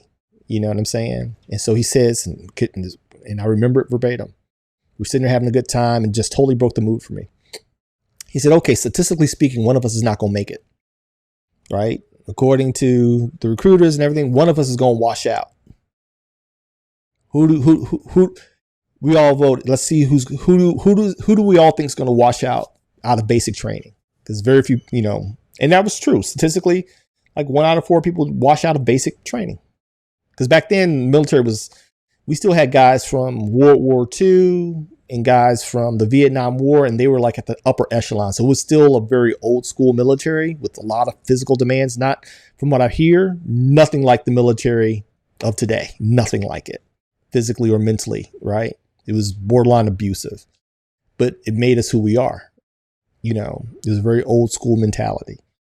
And so statistically speaking, one of us is going to wash out. Who's it going to be? And everybody unanimously agreed it was going to be me. That was their perception of me. Yes. That was their perception of me. That I was soft, that I was weak because I was smart.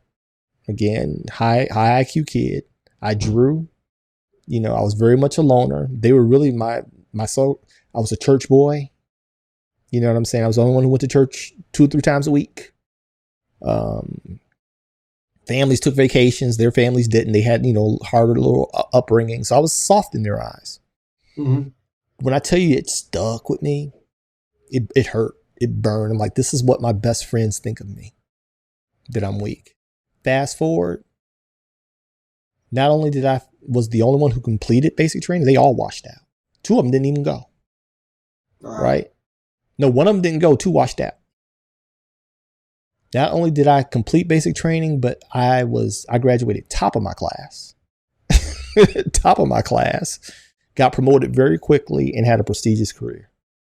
But it was their doubt of me and then the military's installation of confidence. I never knew what I was capable of. Because I thought I was soft. I thought I was weak, to be quite honest.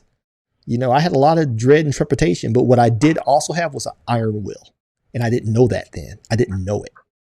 You know, all I saw was, you know, I was the kid who was talented, but got cut every year from the basketball team. You know, but here it is, the military said, come play for us. You can play for our professional team. Right? I'm that good. I had no idea of my ability. And so if I could go back in time, I would say, be kinder to yourself. I was the kid who was afraid to ask girls out. Terrified. I had braces. I felt my parents were like the worst parents ever because they decide, you know, high school, that transformative time, they decide the summer of my 8th grade graduation that I need braces. So I'm going into high school with steel in my mouth and I'm skinny and I got bad acne. But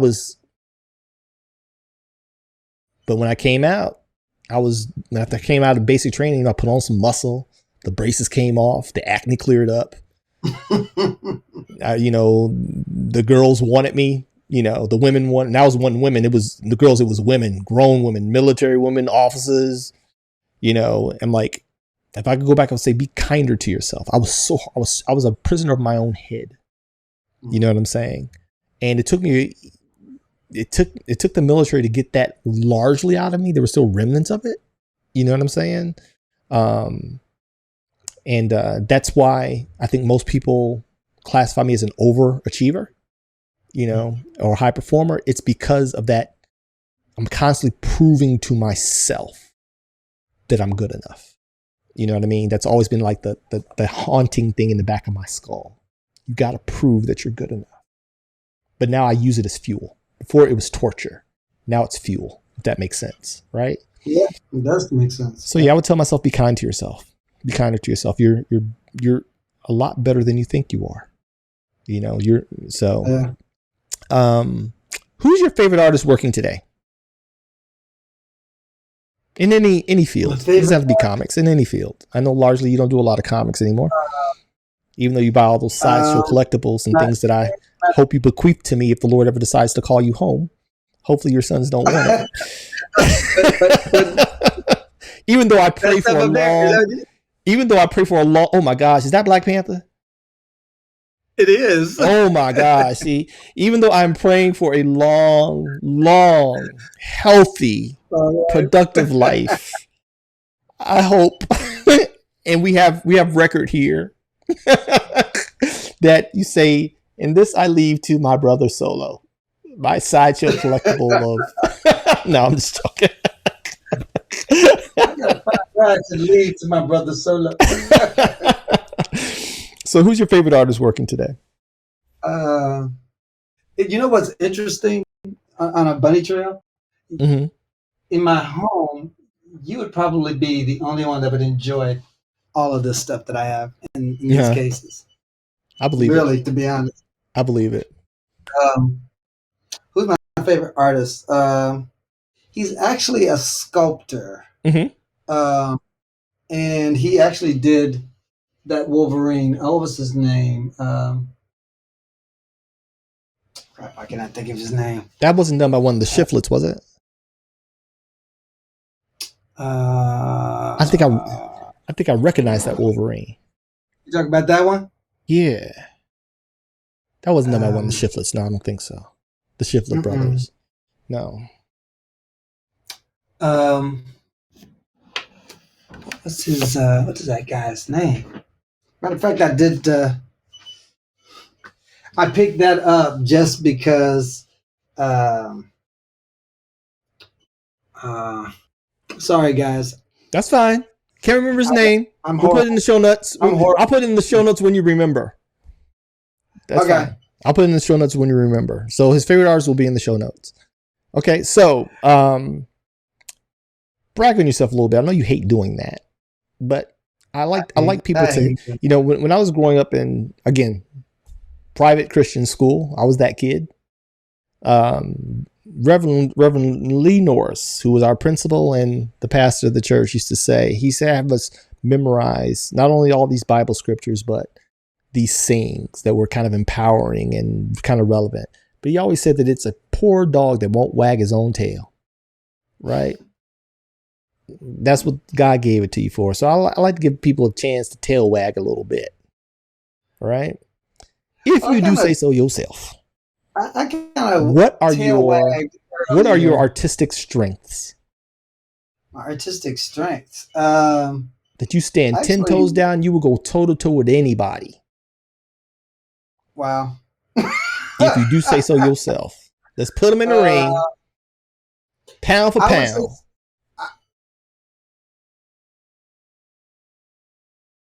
Go ahead. Pound for pound. You can go toe to toe with anybody. What is that? I would probably say sculpting. Sculpting? Yeah. I would agree with that. I've gotten actually pretty good at that, and even more so, I feel like it's better than my my drawing. Yeah, I know. I'm still waiting on a couple of sculpts from you. Well, we did the. Did I ever say that? No, I'm just messing with you. Yeah, no, we got to do. We got to do.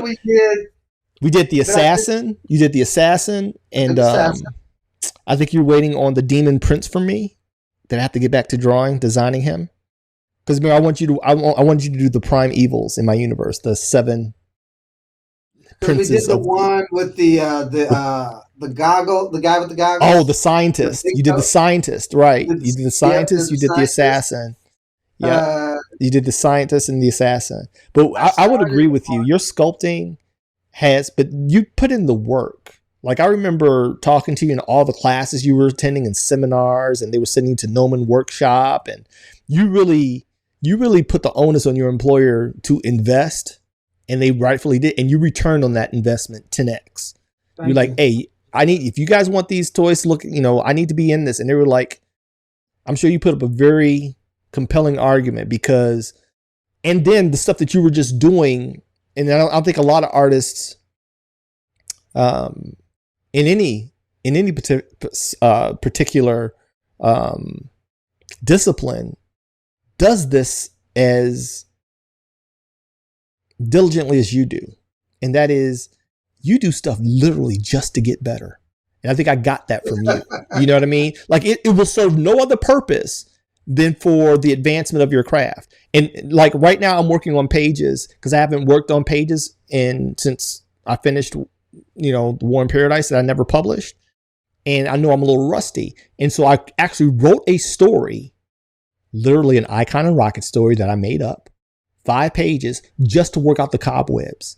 And I think I got that habit of just doing stuff just for no other reason. I know I can't publish it. I know you know what I'm saying? It's literally just for my self-improvement.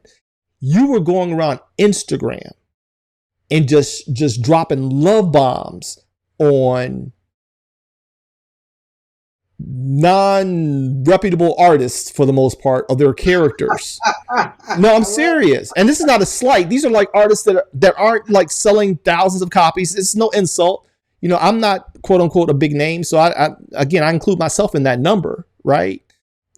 Skill set notwithstanding. Not that I ain't got the skill. I just ain't been out there like that. But you were dropping these love bombs on these artists and tagging them in these sculpts that you were doing of their characters that they never even thought to see in 3D. And you were doing it just to get better. Yeah. And I was like, see that right there? That's what's up. And you're blessing somebody else in return. Like you were really You're the only one that actually noticed that though. You were like, I was the only one that noticed that? You were the only one that noticed it. Are you serious? I mean, the people that, and not that it was being done to be noticed. Right. It was literally for your own, because these people didn't have huge followings. No. They were not influencers. You were not trying to get you weren't trying to get cred or, clout chase. It was none of that. It was literally, I'm like, this dude only got 100 something followers. And he just did this sculpt. I wouldn't even look at their followers. I would go like, I was looking because I was trying to find the pattern. no pattern. I was trying to make it make sense.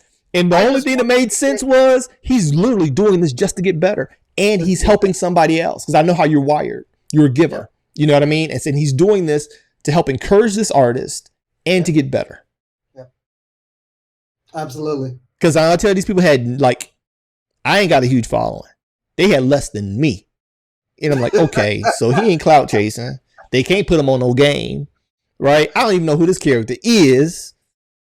They probably won't even really do a book. You know what I mean? But hey, here's, and they were like, oh my God. And they were just shared on everything. They were like, oh my gosh, look what Deon Nuckols did. You know what I mean? I'm like, that type of commitment to the craft, man. It's like, hard to find. That's not really why I was doing that.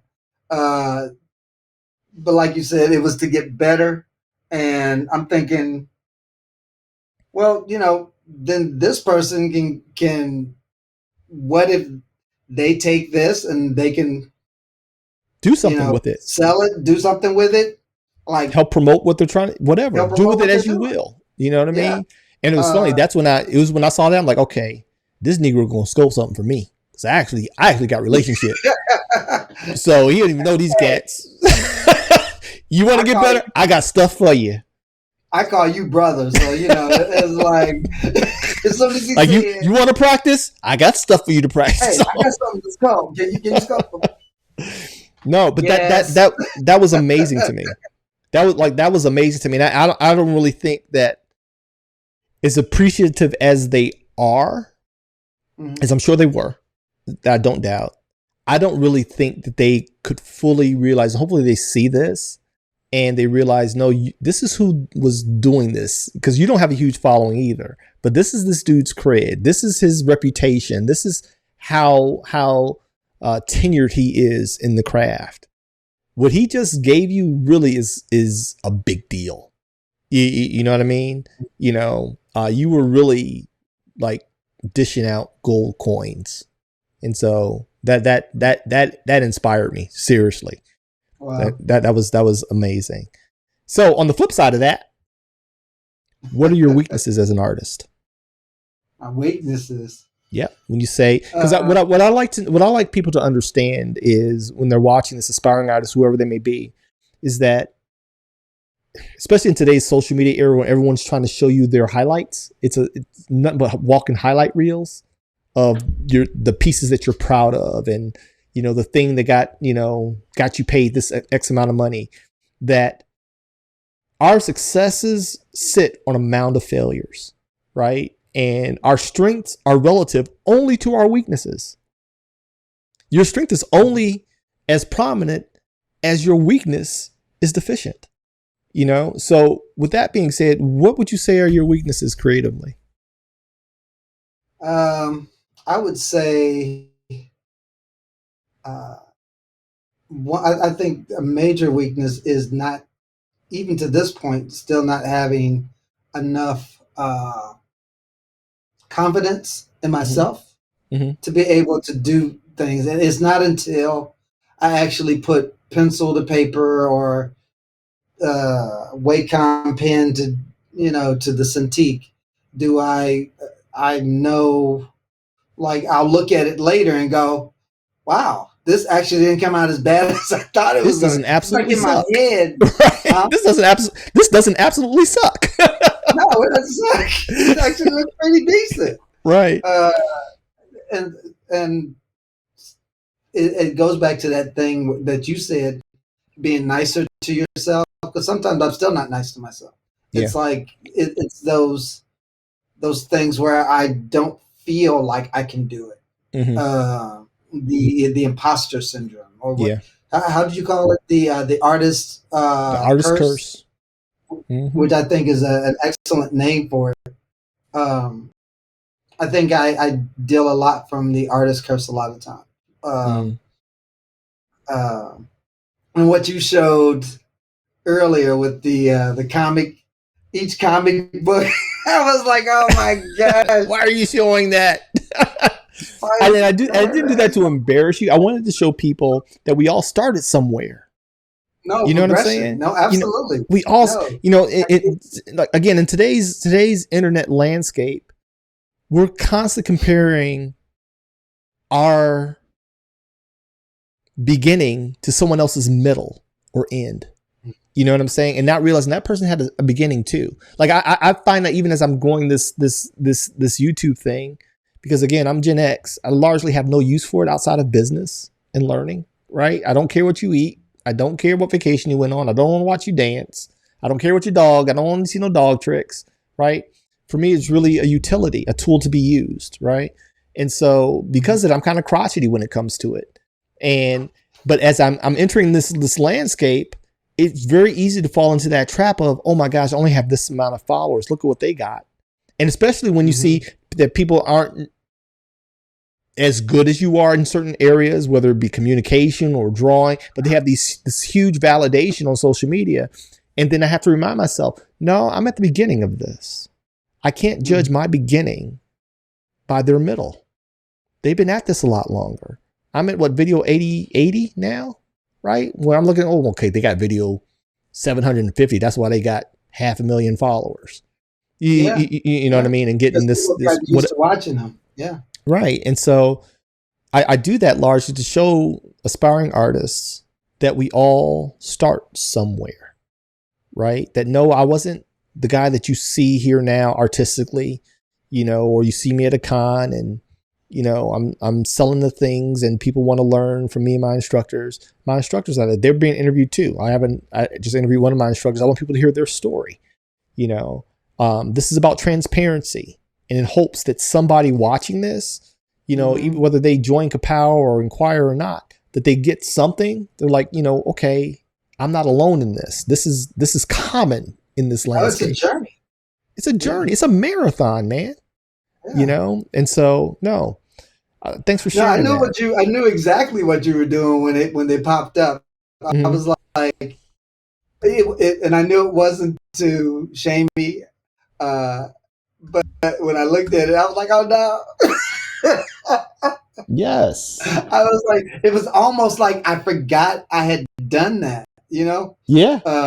Yeah. And the back then, it took a lot of work to because I was using the wrong tools, the wrong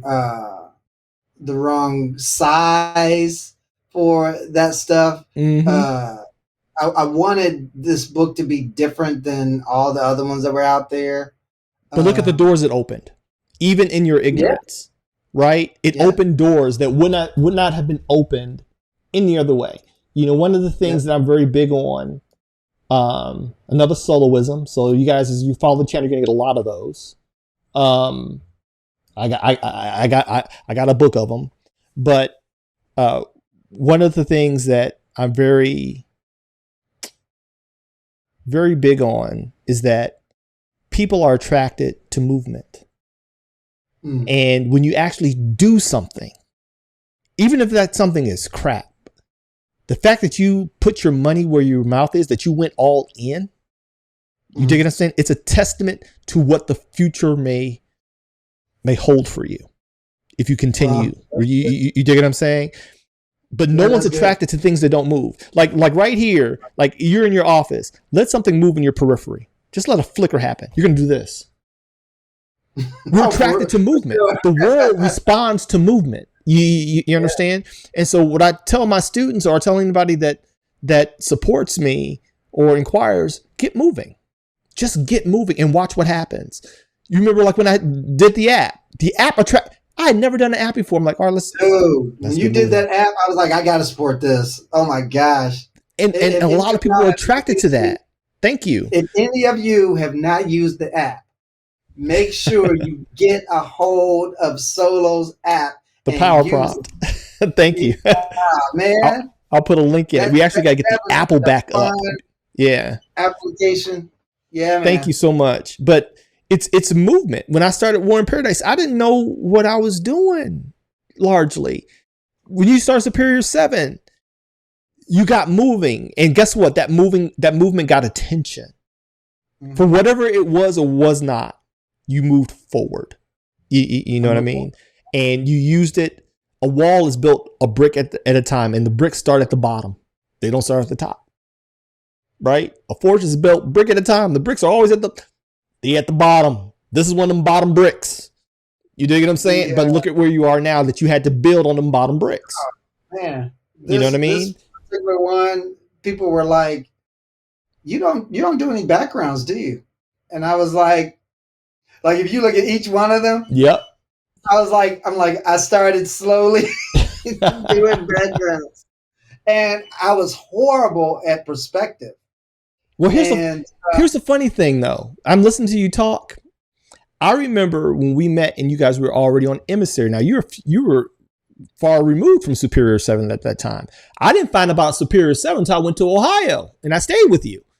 And I was like, oh, I didn't know you didn't even mention Superior 7. But I do remember when I saw it, somebody had mentioned it about Emissary.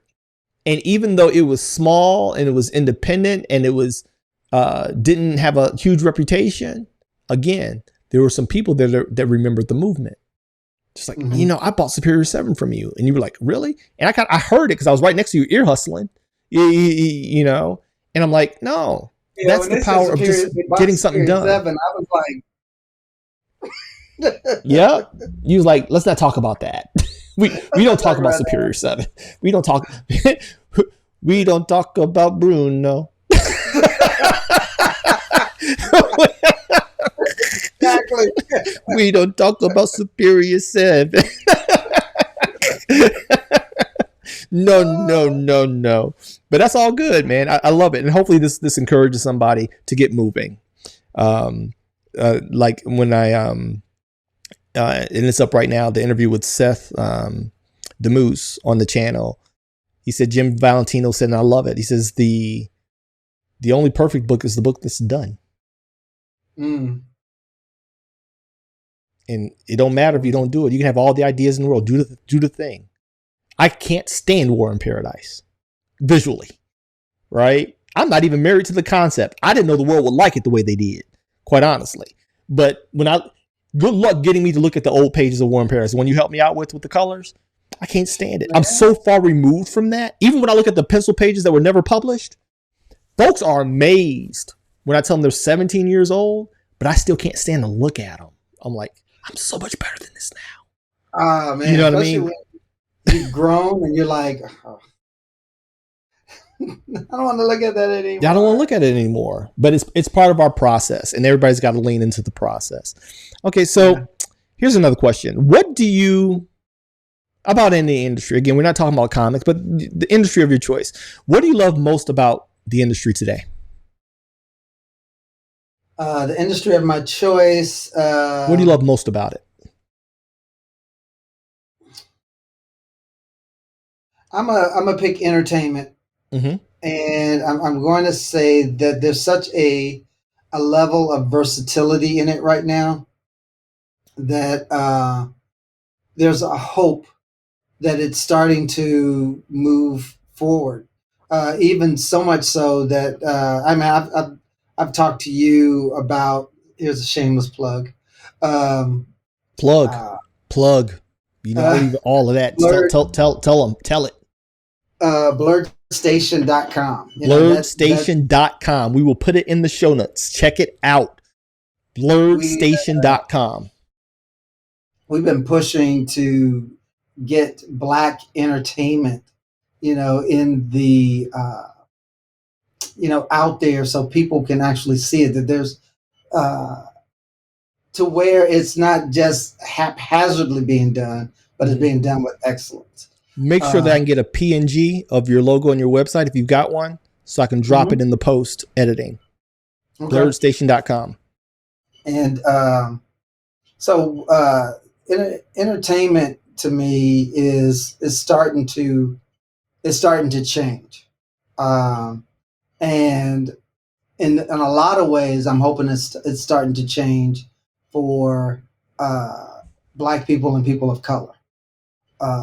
It's something that is needed, that we're not seeing enough of. And I think that once we get to a position that we're not afraid to show the beauty of Black entertainment. I think we'll start to do what we're talking about with all of this. Where we grow. Right. One of the things that we wanted to do was we wanted to do a show that's based on comics, and you start with the comic idea, and then it's a show about you going all the way up to the point where you finally get published. Because nothing like that has actually been Just taking people on the journey of what it takes. Exactly. Yeah. Exactly. So I would say the entertainment is the thing right now that's exciting me. And I'm kind of looking forward to see what happens. We've been pushing forward in it, and it's been growing. And with the growth that's happening, I'm one of those people that I'm like, I wasn't sure in full transparency that this was going to be the thing that where it actually grew. And I'm like, but it wasn't until I got behind it, invested into it, did I actually go, okay, this is starting to grow. I love it. You and Kev, and I got to have Kev on the show. Another brother, he's part of this trio, are doing very innovative work with Blurred Station, and I'm excited to see what comes from it, because it's needed in the landscape of entertainment. Again, it's time for us to stop being merely consumers of content when we are the trailblazers of culture.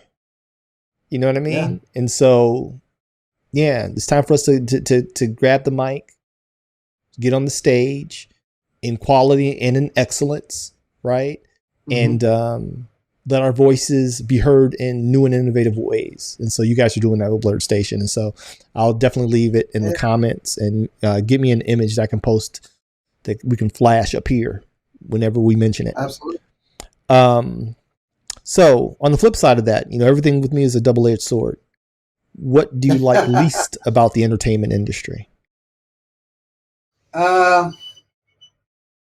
I like least about the entertainment industry is how hard it is to get into it. You work so diligently to come up with ideas, to put things out there, and the only people that may hear you or may not hear you are some of the people that your Nickelodeon, I'm sorry, your Netflix, your Hulus,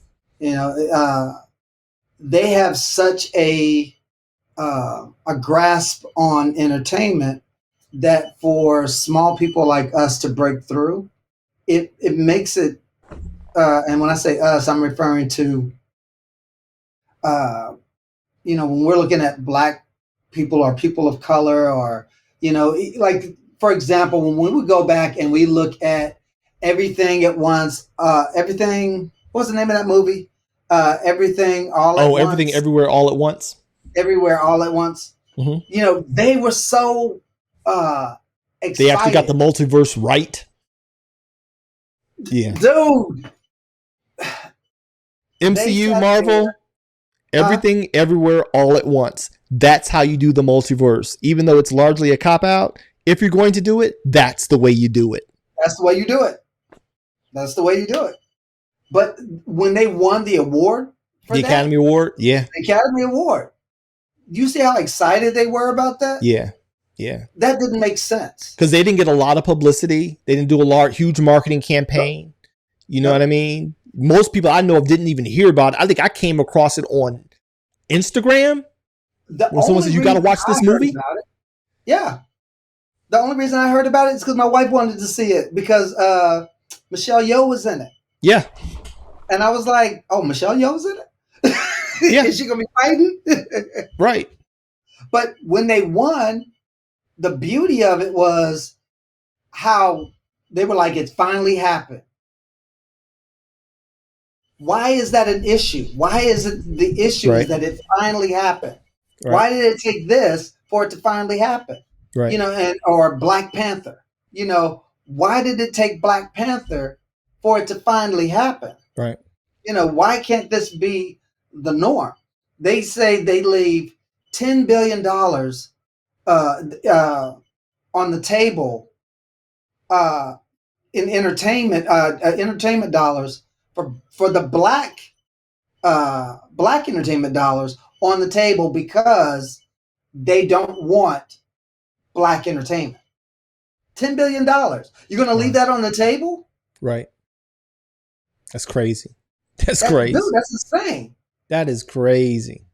That's $10 billion is left on the table because they refuse to show black entertainment. Wow. Wow.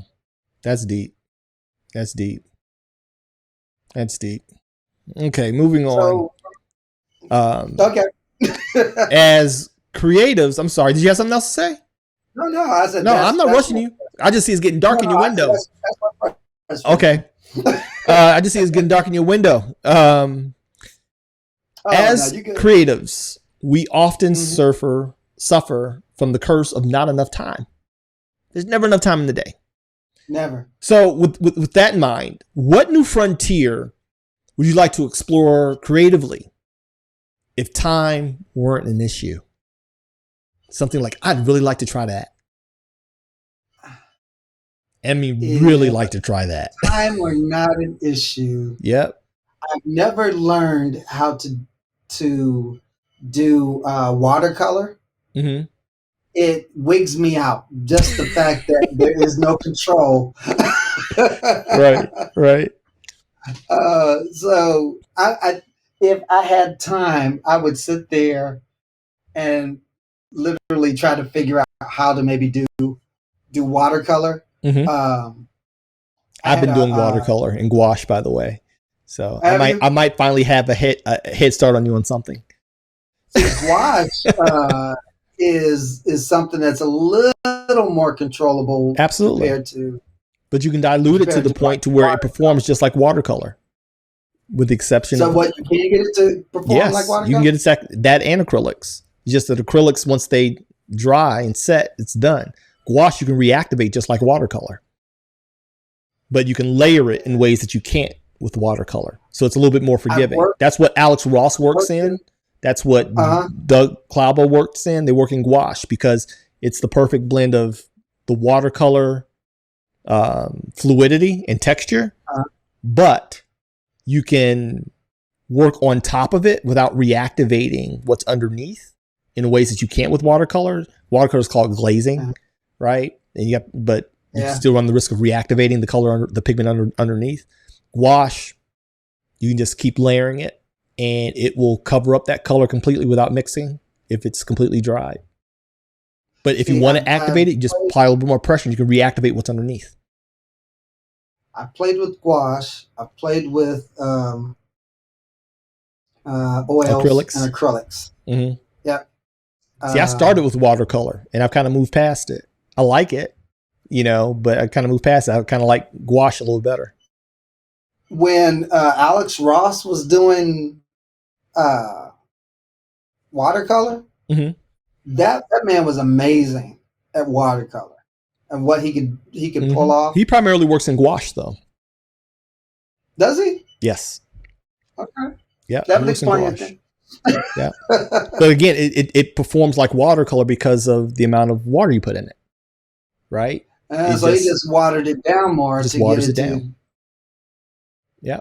So you get that watercolor consistency, but once it dries, you can go over the top of it. So cool. That's interesting. Watercolor. All right. So last question, and then we can bounce on out of here. Did you? I did not. That took me off guard, to be quite honest. That I'm like, what ain't he done? So I'm like, I'm thinking you about to say design a video game or something. You know what I'm saying? I think I'd like to do some coding.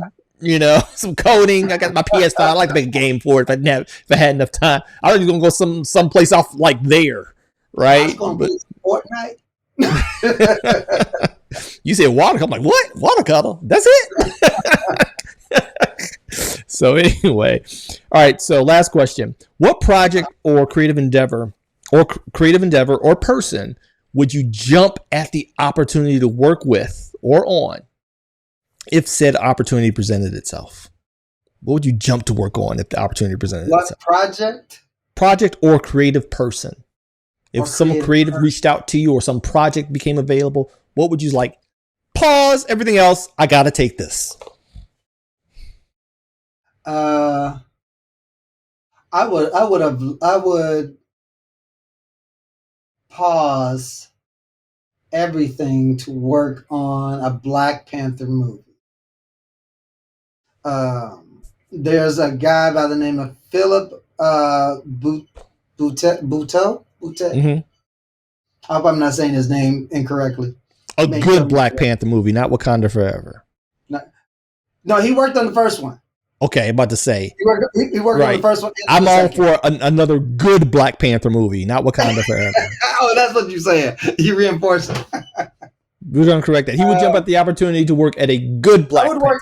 I would jump at the opportunity to work with him. Yeah. Philip Buteau? I want to say Buteau. Okay. I may be pronouncing his name incorrectly, but they've done quite a few things where they've worked on like movies and design. In what capacity would you like to work on concept, on toys? What? It would probably be helping the concept, because that would just sound fun for me. I think I would join you in that. I think I would probably be like, you would join me? I would have to stop everything. I'm like, nope. It's the type of stop. It's what I call a Harlem Night stop. You know what I mean about a Harlem Night stop? Mm-hmm. When he says, "Hey Jimmy, it's your daddy. Tell your mama I ain't never coming home." Yeah, bye. Click. With Sunshine. Do you remember that scene? I ain't never come home. Click. It'd be that kind of pause, right, on a Black Panther. So I would definitely join you in that sentiment. Well, listen, man, I want to thank you. This has been wow. This is going to be like a 4-parter. This has been 4 hours and 50 minutes. 4 hours and 50 You really like me, huh? Man. Again, this is gold, bro. This is gold. And for you to share like this, I want to thank you. Like I said, if you all don't know him the way that I do, getting this brother to talk about himself is like pulling teeth. It really, really is. Being willing to share it, you see that he is a treasure. I only did it for him. Do it for me. Yeah, I got to cash in my credits. Hopefully, I still got receipts. I got creds. But you see the heavy hitter that he's been. He's influenced so many lives, not just mine. Again, your name is everything. I tell my children this: your name is all that remains once you leave here. That's it. It's your name. And you got to keep it clean. And your name is good in these creative streets. You know what I mean? It's good. It's I don't drop names when I do anything, but I do know that the names, if I have to drop a name, I know which names to drop because I know they're good. I know I'm not going to get any stank eye. I'm not going to get any blockage, and your name is that. And so I love you to pieces. Thank you so much for sharing. And you guys, you can follow my brother. He's on Instagram when he decides to post. He's busy, as you can see. You can see he's busy, right? And most of the people I rock with are very busy. That's real talk. Because I'm busy. He knows how busy I am, right? My students are starting to realize how busy I am. But I don't rock with people that aren't busy, because if you're not busy, you're not on purpose. Right? And that I believe that. If you're not busy doing good things, you're not living on purpose. And everybody that's in my circle, they got to be living on purpose. Family man of God, a man of integrity, a man committed to his craft who keeps pushing the envelope. And I'm just honored to be his younger brother. And I tell people, most people don't realize that we are not blood related because I don't even put that in. I said, that's my brother. I said, that's my brother Deon. This is your brother. Yeah, call him, ask him. Hey, that's how I introduced him when we first went over to the Kenner. I was like, "Oh, it's my brother," and they were like, Yep. "Oh, it's your brother." And he was It's like, your brother. "Well, you know, we're brothers, not naturally, but Right. I was But like, he's the brother I he's claim. my brother." He's the brother I claim. And so I want to thank you so much. There it is. That concludes this series, the final installment of my unforgettable conversation with the incredible Deon Nuckols. He is still active and a force to be reckoned with in the industry. I'm telling you, he's done everything. If you've not watched the previous episodes, part 1 and part 2, you might want to check those out. I know these are long, but one of the things that I've come to kind of realize is that I wanted this to kind of be the club shay of the comic craft, where guys can just come in, sit down, relax, and we just have real conversations without any real agenda outside of sharing their experiences and their journey with those who aspire to follow in their footsteps. And I've had the privilege of rubbing shoulders and encountering these people along my own personal journey. And I'm excited about those that I have yet to encounter. I mean, the landscape is so vast. And so, listen, there's another episode coming up specifically for Black History Month where I sit down with the uber talented Coran Kaiser Stone, Kaiserilla. I'm telling you, this brother has gone viral on TikTok, Instagram. He's worked for an animation. Oh my gosh, some of the biggest projects that just make your geek gene just jump. And so stay tuned. Check out the next episode where I sit down with Coran Kaiser Stone. And man, we're going to continue this way past Black History Month. But we are celebrating here on Ka-Pow, the Comic Art Academy, the real art school for real people with real lives, taught by real industry pros. And in closing, remember, life is short. So live, love, and laugh as if it's your last day on earth, knowing that when all is said and done, all that will ever be remembered is the life you've lived, the lives you touched, and the stories you've created. So I just got one question for you. What are you waiting for? Let's get to it. Solo out.